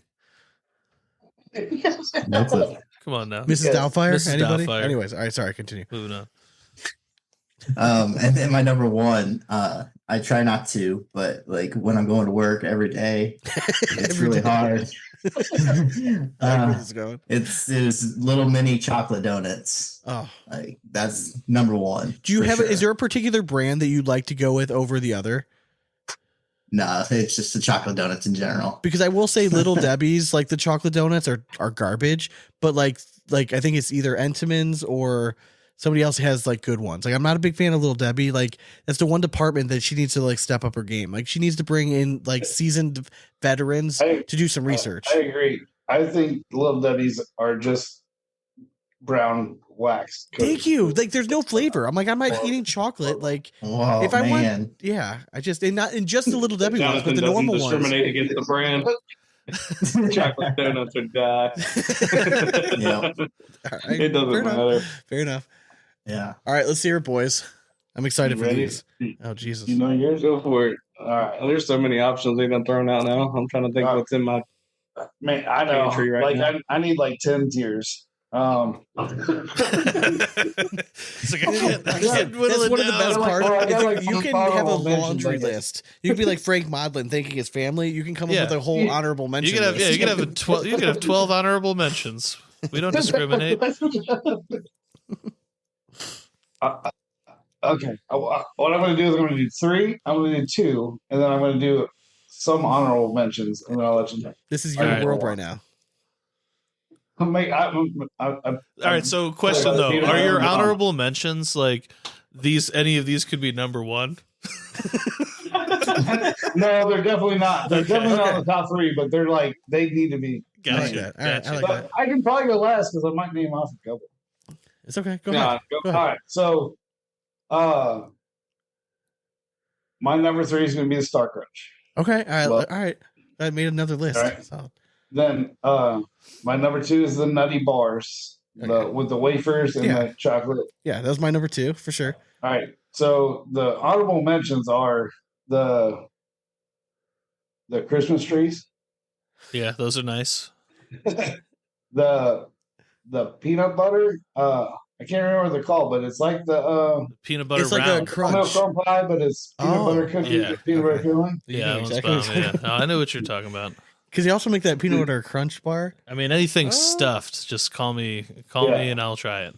All right. Then the ding dongs and Twinkies, and that's Hell yeah. into my honorable mentions. I like because it. those are this. And then the Classics. number 1, if you're gonna grab me one thing, it's got to be the double stuffed fudge round. Boom. You and I speak would the same say- language. I would say I would've- because that was definitely my number 1. There might be one on For Jonathan's list that you would have on. Yeah. You adding cosmic brownies, and that your list that might be your list. Cosmic brownies were there. That was going to be my honorable mention. All right, we'll get to you. I know. I got you. That's Okay. all right. I am a patient man. All right, That's BJ. okay. Let's hear it. I'm excited for this one. You just told me to put an oatmeal pie in an air fryer, and I just about came. So I can't wait to hear your whole list. So. Just about, yeah. It's just because you can't see this lower half. You should see it over here. It's Three strategic Lord. place. I don't have pants on right now, so it's great. Yeah. It's like Oh, God. goddamn Ghostbusters movie over here. Christ. There's goo everywhere. All right. Don't cross the streams. almost everything y'all said was definitely a great honorable mention. Thank you. Let's go number 3. I would say the oatmeal cream pie. That one stays in the pantry at all times, especially if it's not in the pantry, it's in the air fryer. Because you also feel like if you're not dumping ice cream on top of it, you're like sometimes I don't know, maybe it's just a warped thing. I'm like, it's oatmeal. Yeah. It's kind of healthy, right? just It's not a happy- Star Crunch. yeah. You know what I mean? Like, I'm just happy you it said had air fryer zero. instead of bedroom, because I'd be like, I understand the cream pie part of it for the bedroom, but what is the oatmeal? Yeah, But- well, so that's why you're air frying it. You're not deep frying it because we got to keep it healthy. Exactly. Thank you. Yes. Yes, That's exactly. true though. It's true. It's just air. I like the Christmas trees for number 2, but I've had the chocolate ones, the chocolate Christmas trees. Oh yeah. Oh, Hell Those yeah. you only get those in the bomb. hood or something? Those usually stay in the pantry too. I don't And think then I've ever seen number the chocolate 1 is ones. Chocolate covered, man. Chocolate cake and chocolate frosting. Okay. let's go number 1, old fashioned donut. Oh, yeah. Okay. Did you? My Classics. wife is the same way. Yeah. She those are always, good. anytime, like, there's also a donut shop right up the street from us that, like, we always go to. She always wants just like an old fashioned. Does she get just like the sour cream one? No, she wants just like That's a the straight, awesome- Just old straight fat cake one? Yep, cake donut. I mean, that's yeah. because they're still bomb. I mean, the best one's the French cruller, though. I do think that they deserve a shout out. It was Little Debbie's at one time, but then they changed companies to Sunbelt, the granola bar. Oh, yeah, the chocolate those- chip granola bars. They deserve a little bit of love, Yeah. right? Just a little bit. All right. So I guess it's up on me. Did I do well with the ranking? Was that not the perfect like talk for? Oh yeah, this is a good Right? one. All right, good. Thank you. Honorable mention, just because I mean they were taken, and I have to throw them in my list. Star Crunch, Cosmic Brownie, Yeah. and Double Stuff Fudge Round. I mean, good lord, talk about A wet drink. yeah. Those would have been my top 3 if I was able to take them. Number 3, I'm gonna go with the zebra cake. Oh, okay. Classic. Ooh, that's Yeah, a good Another one. Stuffed. Right? Yeah, it's double layers. I do like them stuffed in there. So yeah, I With like cream? again with Get it? cream. Can't go wrong. The number 2, I don't know if they're still around, but do you remember the fudge sticks? Yeah. It was very much like the Christmas tree, but it was just literally a year-round stick that looked like two logs of shit next to each other, but it was two long things of cake with fudge in the middle and chocolate covered. Like, I would put those at number 2. I haven't seen them in a minute, but I always remember that they were bomb. Yeah, I get it. Number 1 is going to be the iced honey bun. Dude, that's such a good one that no one else mentioned. No one That's mentioned such a it, good one. and they're literally in my house right now. Yeah, I'm telling you, the honey buns are good, but the iced, microwave too. Microwave is also bomb for those. But again, or I want the toaster gas oven works station very size well ones. too. I don't want the little mini ones. Those are like poppables. No. Like You want gas you want the full size one. And another honorable mention, just the chocolate pie. Okay. All right, like just that gas station pie that like every company makes, but it's like covered in frosting. Yeah, give me one of those too. I also like the lemon and raspberry as well. Or Not Boston quite sure cream, like how long it's been sitting there, but you don't give exactly. I don't give a shit. Yeah. Hey, no, when they've been sitting there long enough, they're $1. Then you get them. Right before they're going to expire. 10 pounds. Just listen to us. All us talking. Oh, I know. Sean's like, I'm trying all of this. He's like, I'm taking notes later. Dude, I'm still stuck on the air fryer trick. Like, I'm like, wow, you could. There's so many of these you could probably put in an air fryer. Just text him tomorrow how that trick was. I guarantee you he'll have an answer. My answer's gonna be I can't feel my feet. Yeah, exactly. I have diabetes for It'd sure. be like, are you able to eat 2 full sleeves of oatmeal cream pies in one sitting? The answer is yes. Yes, you are. As long as I got an air fryer. And they don't come in Exactly. sleeves or individually wrapped. Yeah, as soon as you air fry it, it's instantly healthier. That's why we air fry, Sean. Yes, Yeah, yeah. exactly. Yes. It's I mean, oatmeal. Air fried oatmeal. I mean, Yeah, what else could be If you hold healthier? it- If you hold it with a lettuce wrap, you don't have to eat the lettuce. Just wrap it in I mean, lettuce. I might be way off here, but like, wouldn't that be considered like probably like the healthiest of all the little nippies? Yeah, I think you're onto something there. Because the only unhealthy part of that is the cream pie. Yeah. All right. Anyway, I just wanted to say it one more time. and you're never going to take the cream pie away. yeah, never. Exactly. All right. Fun questions. Let's start with let's get cornhole coffee right off the rip. Okay. Putting you on the spot. All right. You have to choose 3 animals to start a zoo. What are you choosing? Okay. Oh man.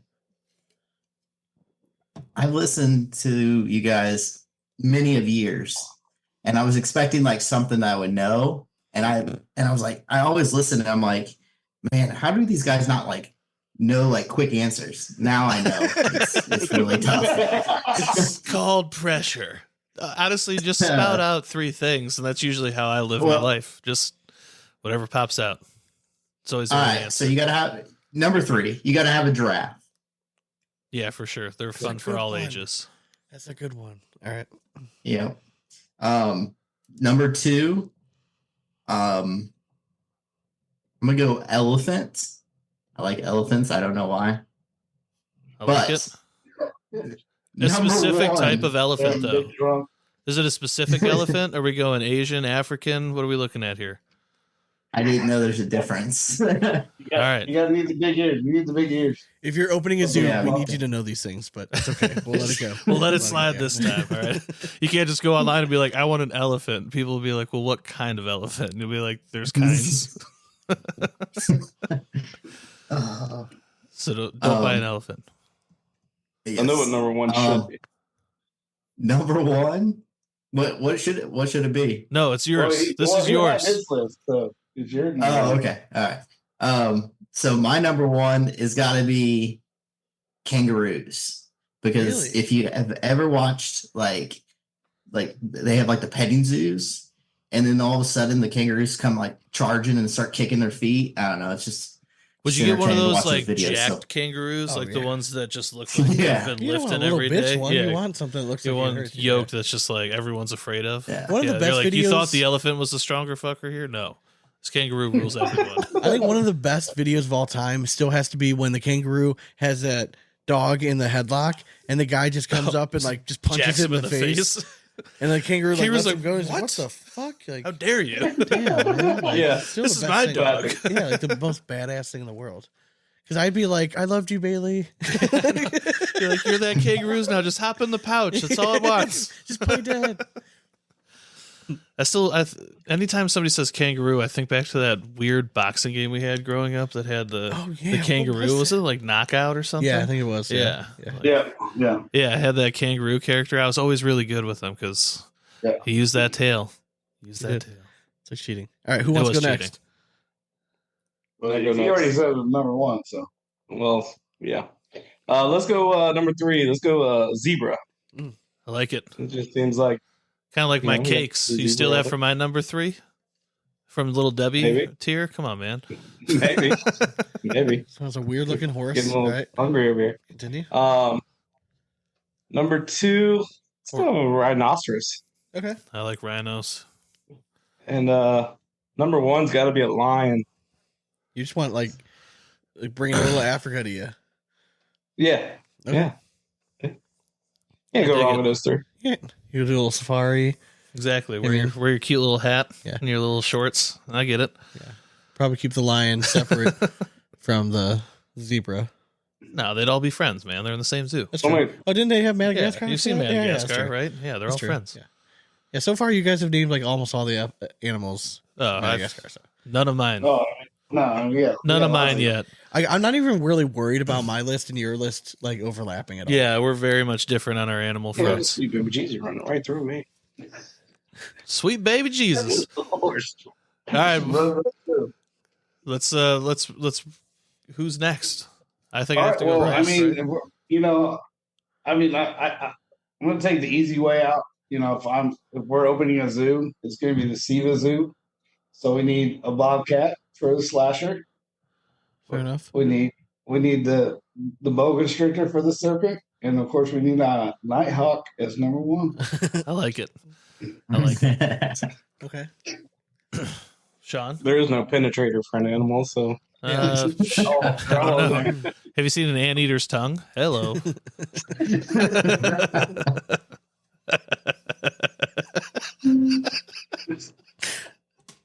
Why was that the first thing that Oh, popped God. into my head for a penetrator? Oh, my I just picture your head going through the alphabet and you're like, hey, anteater. make me Google that. Good lord. But yeah, no, their tongues are insane. You should check it out. See how far they go in those holes. They really penetrate them. I'll stop. Sean, what are your 3 animals? Right. Just because they're badass, you gotta have tiger. Right? I don't know what else to say after that. Just go 3 tigers. Number 2, gorilla. Yeah. Gorillas are always badass. Yeah. It's a little bit of a draw. I had elephants written down, but I can't do that. I think you go flamingo. You just like flamingos. Yeah. They look good on your shirts They that do. you wear. They do. I get that. Yeah. And they're like, I don't know, they're just always at the zoo. But they're and- cool though. Yeah, they are. Except when you watch them fly. They are kind of weird. If you see them fly, like you're like, man, that bird really probably shouldn't be able to. You watch them stand Yeah. and be like, how did you For guys? hours. Yeah. How'd you make it? Yeah, right? Like just because they have longer legs and they can stand in a little bit deeper water. Yeah. I don't know. The same thing I said with sloth. Like, how Yeah. does a sloth make it this far? Now I'm shocked that nobody actually like Well, I listen. can give you my real list for my zoo, not All the right. Siva Zoo. All right, go ahead. What's your real list? So some honorable mentions that were already named. You know, giraffes are awesome. That's Yeah, one of my favorite animals, but it's already been said. But so these are animals. I like going to zoos a lot. So these are the animals I like to go to and watch Yeah, the yeah. most because they're most active. So number 1's going to be monkeys. So chimpanzee, orangutan, gorilla, any primate.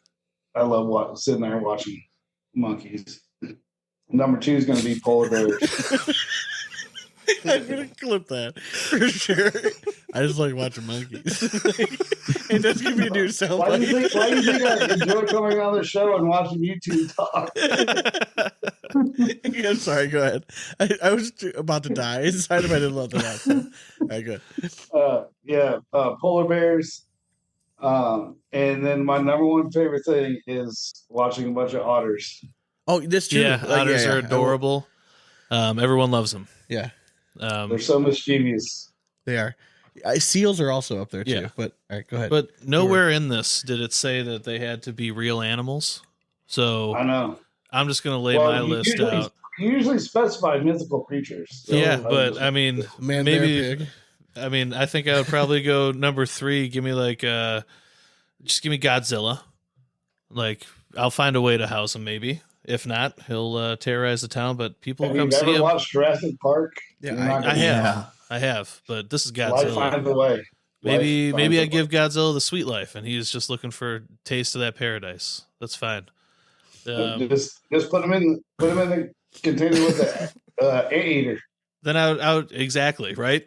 He'd he know how to keep him happy. I would go like Nessie because everyone wants to see the Loch Ness monster, and then let's close it out with Bigfoot. Who wouldn't pay to come see Bigfoot? It's true. I'm just saying.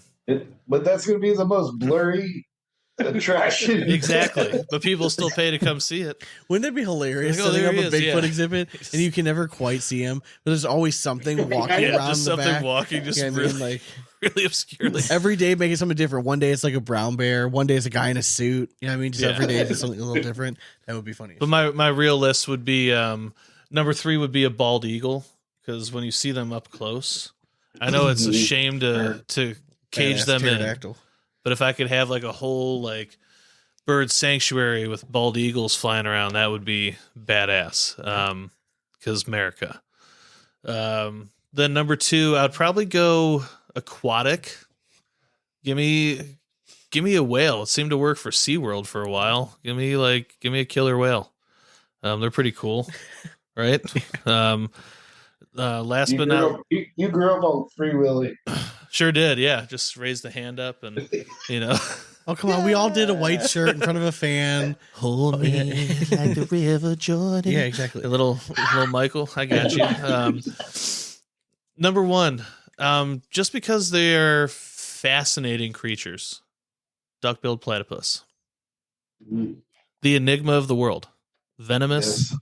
egg-laying mammal. What the hell is that? They're venomous? Yeah, I right? had no idea. Venomous people. Mammals?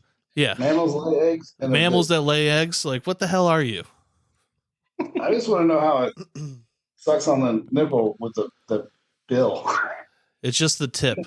I'll show you off air. All right. I don't want to do that on air. All right. It's a distinct mouth movement. I got you. Anyways. All right. This is a good question for this group, I feel like. Would you rather not be allowed to eat or not be allowed to drink while watching a sporting event? Have you seen me? Right. I guess I'm not drinking. Just go ahead. I was gonna say, I do say You have the there's a body sandwich of in both every beer. powers, I feel like. It's eating There's and a sandwich drinking. in every beer. So Yeah, there's no way I'm going to a sporting event not drinking. That's kind of where I'm at. Like, Yeah, I've gone to many events and been like, yeah, that food line's too long, but I'll wait in this 45-minute beer line. Correct. Yeah, correct. Yeah. For a Miller Go Lite, get your coupons. I will stand. I'm like, how many could I buy per person? 3? Oh, shit. Guess I made a mistake. bathroom. Oh, is it time? Man, you guys are convenient bathroom spot there. It's these. I know it took us a few minutes to get on, but Christ. Sweet Right, baby yeah. Jesus. That's why it's right there. Jonathan, what do you got? I would say so. I don't drink. I drink NAs now. So, if a sporting event has NAs, I would take an NA like before I ever ate. Oh yeah. It's food's I get that. expensive. So, I get it. but yeah, I like my crafty NA beers. So Hell yeah. I mean, that's kind of a movement sweeping the nation. Like our cousin was just telling us about all the NA breweries out there and shit now. Like there's a couple of them in our area. It's like every one beer that I've they got- drop, if there's an NA with it. yeah, and I've got like right now I've probably got like 6 different brands in my refrigerator, like, and they're from all over the place. And it's crazy because somebody had mentioned on Facebook the other day of like how many different brands are out there, and somebody's like, well, it's impossible right now to even know because every single brewery is coming out with one. Yeah. So I mean, there's thousands of them out there now. So I can see that. We got. All right, next up, it's a would you rather question. Uh-oh. Would you rather burp the sound of a gong or sneeze the sound of a bowling strike? I'm going to go with sneeze a bowling strike. That'd be awesome. It would be kind of a badass. I think it would be noise. badass because my sneezes right now sound like little girls. Like it's like Right. like it's so pathetic that everyone's like, was that a sneeze? I'm like, yeah, I can't like audibly sneeze deviated septums. But yeah, I would Bowling love to strike just is scare people automatically with manly. it. Yeah. And my belches, they don't need any introduction. They're pretty epic already. Yeah, I don't burp that much. That's what I was trying to think. Like, You save it all for the other end. yeah, but that's what I'm saying. Like, We're the exact opposites. yeah, probably just Yeah, go the gong. Just, I That's believed not like a Shrek gong? when he said better out than in, Sean. I all right. I get it. I get it. So are you going with the gong? So Yeah, I'm gonna go gong. You would. So what was the choices? I heard sneeze and that was it. All right. So would you rather burp the sound of a gong or sneeze the sound of a bowling strike? Oh yeah, I'm definitely going with the burp. So I have these horrible sneezes, and then it's like to the point where I like my neck gets kinked, and it's horrible. So I would not want that. Like it's just bad Constantly enough. keeps So. bowling strike after bowling strike. He's bowling a 300. Look at him go. Oh, that might be worth it. All right. Which group is worse? The people who clap at the end of a movie or the people who clap when the airplane lands? Ooh, Right? Or are they same? I feel like it's the same people. Same thing. Yeah. I'm gonna go with airplane. But I also haven't been to many movies where people clap at the end, so I almost wonder, like, what movies are people seeing where people are I'm clapping? okay if they clap because, like, I guess Sean, it's still entertainment. nobody can hear you. It's still like I Sean, know. I know. they're not actually acting behind the screen. I need you to know this, okay? I get it. This is a film that they project out. The actors do not hear the clapping. I'm not saying I clap at the end of movies. I'm saying I would rather. Because what are you clapping when you land? That you made it there safely? At least the pilots can hear you. Well, They're like, hey, statistically speaking, did it again. like you were gonna make it anyways. Plane You landed cla- itself. You're where does welcome, it- folks. Where does it end? You're gonna clap every time you get out of an Uber? Like, hey, good job. Yeah, the green button lit up, and I pushed it Yeah. to put the landing gear down. I did it. You're welcome. So I will confess, Uh-oh. I have been a plane land clapper Have you? returning from deployment when you land on American soil. Well, that's It's different. That's different. Now you That's make a me feel che- bad. Yeah, that's a cheat. That's I'm saying that different. douchebags are clapping. I would for cheer you. for you too in that moment. That's I'm not bigger talking than a about landing. plane landing, though. Yeah. That's a moment all unto itself. Yeah. I'm talking about like I just flew from like Cleveland to Chicago on a 45-minute puddle jumper, and people are like, "Thank God, he made it 5 minutes early. Well done, sir." The fear of flying still baffles me. I just don't get it. Do you guys have problems flying at all? Like, you guys good with it? Anyone here have a fear of flying? I'm good. No. Dude, I just literally experienced did I tell you about that? My flight down to Dallas. Was it rough? It was rough. There's a lot of turbulence, but the girl next to me literally lost her shit. Really? Dude, she lost her shit. She started screaming at the flight attendant and stuff. They came over and they're like, "Ma'am, like you either need to calm down or like we're gonna put you down," pretty much. And like I'm just sitting there in the aisle, just trying to watch my show. I'm like, Was she like in middle seat or something? Sean, this was 5 a.m. in the fucking morning. Yeah, Oh, she was in the middle, freaking her shit out because the plane did that double dip, Oh yeah. and like when it did that, all of a sudden it went from 0 to 1,000,000 on her face, and she's like, "Oh my God, are we gonna die?" And like I'm a stranger, and she grabbed my arm, and I like looked at her. I'm like, "What do you like?" Put my headphones down. This was American Airlines, like nothing crazy. Flight down to Dallas early in the morning. Yeah, there was some turbulence, Yeah, but it they're always wasn't just going anything down. crazy. Yeah. Like I've been on my fair share of flights. That was still pretty smooth for what they said was turbulence the whole time. They didn't even serve us drinks that whole flight. But anyways, I needed that one would after piss me this off. experience. It's 6 a.m. Yeah, she grabs my arm. And she's like, this plane's going to crash. We're all going to die. I'm like, what the fuck are you saying? Starts yelling at, because like she called over the flight attendant, goes off on him. The flight attendant's like, no, like, it's fine. Like, I walked over here. If it was bad, I would not be walking over here. Like, we're okay. Oh, man. And then, yeah, she was losing her shit. And then finally, like, they had the marshal come over and basically tell her, like, if you don't calm the fuck down, he's like, you are not, like, getting out of the airport when we get back to Dallas. And she immediately, like, whoop, done. Sat back down, didn't hear a peep out of her the next hour and a half. Jesus.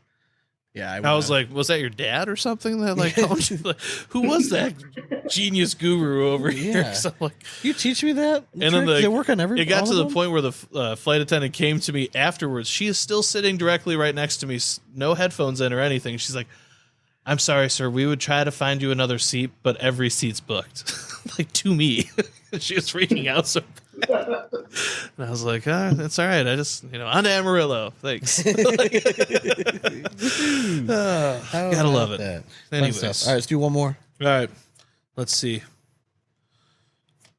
All right, I like this one because it's a feat none of us have ever been able to reach, either one of them. Our feet. Would you rather be able to throw 105 or dunk? Oh, I got this one first. I would love to dunk, but it'll never happen. Never say never, man. Justin Bieber said that in a song. Never. But Justin Bieber said that once in a song. Are you saying like right now or like in our prime? I'm saying today. Sean, if your chubby ass would get up and go throw down like a windmill champ, Sean, you could sell out a stadium going in for one dunk. Between the legs, windmill, slam. And I'd be over off on the side being like, watch me throw 105 miles an hour. People would be like, cool. Well, that's what I'm saying. Like, if it was in my prime, I'd probably throw 105. You know what I mean? Because, there's potential for a career. Correct. But now, yeah, I know I'm not going to go. Just dunk. Yeah. I just imagine How Sean else just we would go to 360 like a windmill. Like, local gym. Just don't do anything. Take 2 steps, just throw it down and then walk out. Be yeah, like, you're what just like, they're like, what did I just see? Because Yeah, it would look fake. Yes. I know. And I feel like I'm just tall enough that people taller waking than up that. tomorrow morning. I'd rather be able to dunk. Same. I think we're universal. To me, like, I don't know, like, it's a little bit more believable just because I'm a little bit taller, but like, I would love to dunk. Because like, okay, 105. Sweet. When are you? So what? You go to the baseball game in the kids Yeah. section where they got the radar. Yeah, and So you're just gonna like, wow like the 3 people that are there. Hey, you get that Or is it YouTube gonna be video rookie that of the hits year a million situation? They're views? gonna like take a view and be like, oh my god, sign this guy to a contract. That's actually my first thought was like rookie of the year. I mean, hello, or the rookie. he led the Cubs to a pennant. So Yeah. just saying. Fuck the Cubs. Go Cubs, go!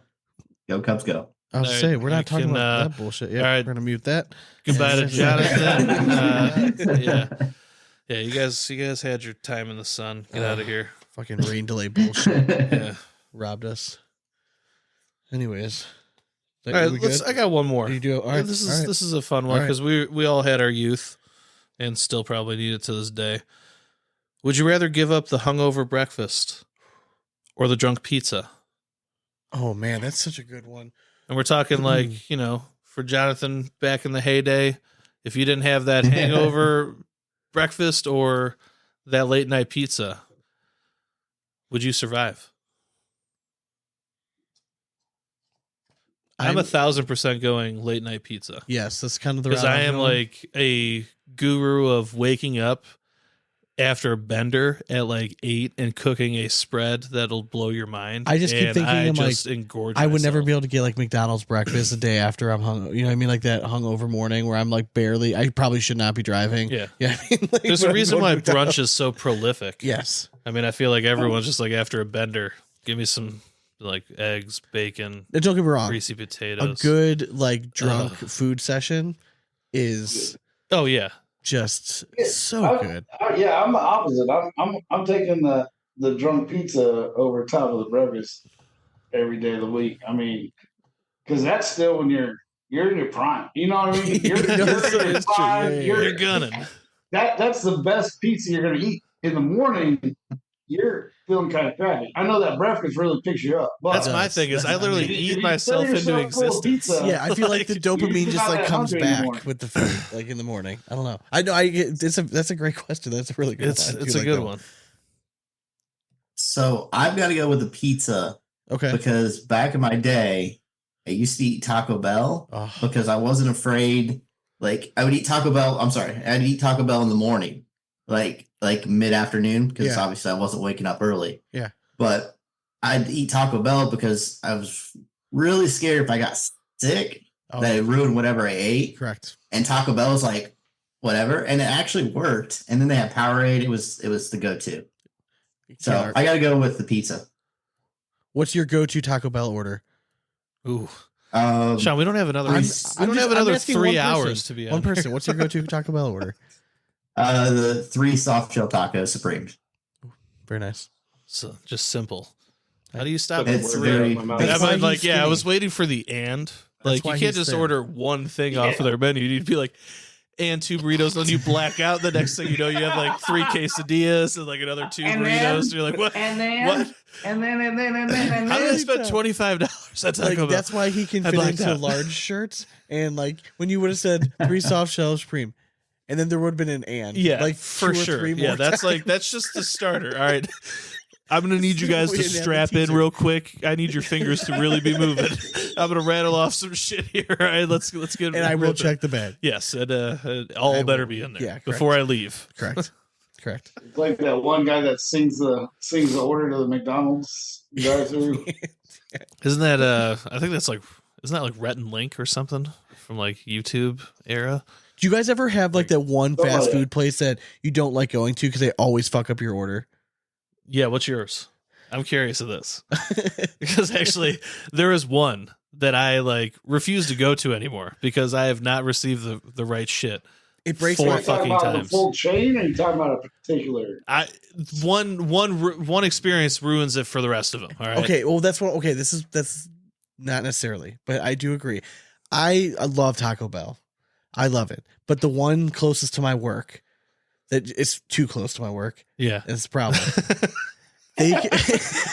They've consistently fucked up my order like 3 or 4 times. Yep. Done. And I know I don't want to. I don't want to be that guy that sits there and looks through everything. But it's to that point where when I go there next time, I'm gonna make it a Sean's motherfucking charging point. his ass in there and be like, I asked for 4 soft tacos. You only gave me 3. No. I'm gonna be like, don't hand me the That's bag. when you get your Don't hand me the ass bag. out of the car and go order Show me all the inside. stuff. Show me all the items. Like I'm done. Lay it on the table. This Like- ain't a drug deal, Sean. It's Taco The Bell. last 2 times they didn't even give me my order. It was somebody else's order. Like that's how like fucking retarded these people are. Like I was so pissed. Yeah. Because whoever order I got, and I don't know if it was a sick joke on their part, it was all the vegetarian shit. I'm like, are you fucking kidding me right now? Like what's going on? Anyways, Maybe they're trying to tell you something. sorry, that was just a subtle joke. popped in my head. So what's yours? Dude, it pains me to say it, but Popeye's chicken. Really? Yeah, that's mine. That was God originally damn mine. those people, dude. Every time I go there, they do not get my order right, and it pisses me off because like I've tried to like when they came out with their like spicy chicken sandwich. Yeah, and everyone like in the world was going after Yeah, it. so I waited after the hype just to go try it on 3 different occasions, and every time they did not give me the right fucking thing. That's every frustrating, time. man. Yeah. Dude, it's nothing And I'm like, worse. how hard is it? You have like 5 things on your menu. It's like going to Raising Cane's and like they fuck up their menu. It's like you have chicken, all right? And Pringles Yeah, why French is there a fries, burger in this box Yeah. right now? What the fuck am I eating? Yeah, little Nicky Yeah. lied to all of us. The Popeyes chicken by my house is the absolute worst. I've never got an order right. Yeah, and there's only one anywhere One more close to us. Oh yeah, Yeah. North Olmsted. Lakewood. Sounds bad. North Olmsted. There's For one. us. All right, maybe I got. All right, maybe Now you they know. can redeem themselves. Now you know. All right. Yeah, Well, hey, this has been fun. it has been.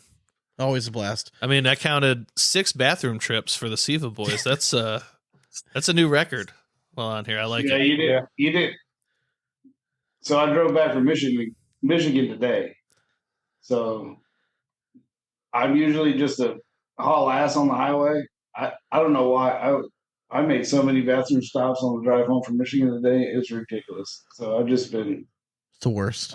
It's something in this. I don't know what it is. It's a little bit of Sweet Baby Jesus. Yeah.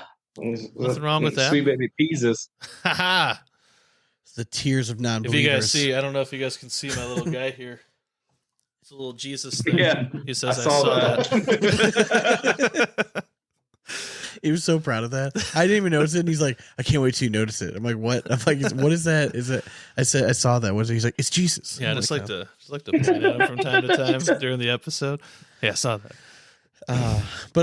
Yeah, thanks for joining us. Everyone go buy the Siva Nighthawk. It's gonna be an awesome bag. Hell yeah. You're gonna Really like it. Friday. Yes, if you were looking for a hybrid carpet, if you're in the market, you want to try something out, but you're looking for something different that's already out there. This is gonna be a nice alternative for you to try. So Friday, Siva's gonna drop them. It's called the Nighthawk. It's sweet.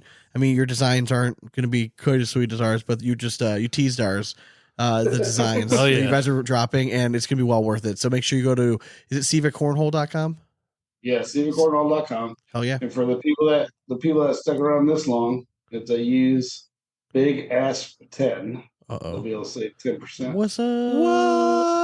Oh man. Or if you don't want to use our code because you use our code for other stuff, they have other sponsored players. Gage Landis, Shibby's been on. So go find their discount codes and support them at that well. Hell yeah. And that stuff like that goes a long way. I'm sure you guys know that as small business owners that 100%. when those codes come in, it's great feedback to know like who they're reaching out to. So For sure. support your local pros. If you like them, you like watching them play and stuff like that, go buy a set of bags. Like even if it's not like your favorite, just go use it or go buy some merch. Again, this something. is unique.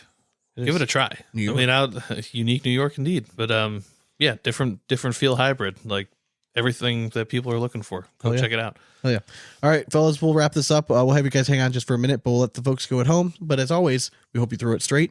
And it's nothing but 4 baggers from here on out. Cornhole it. Later.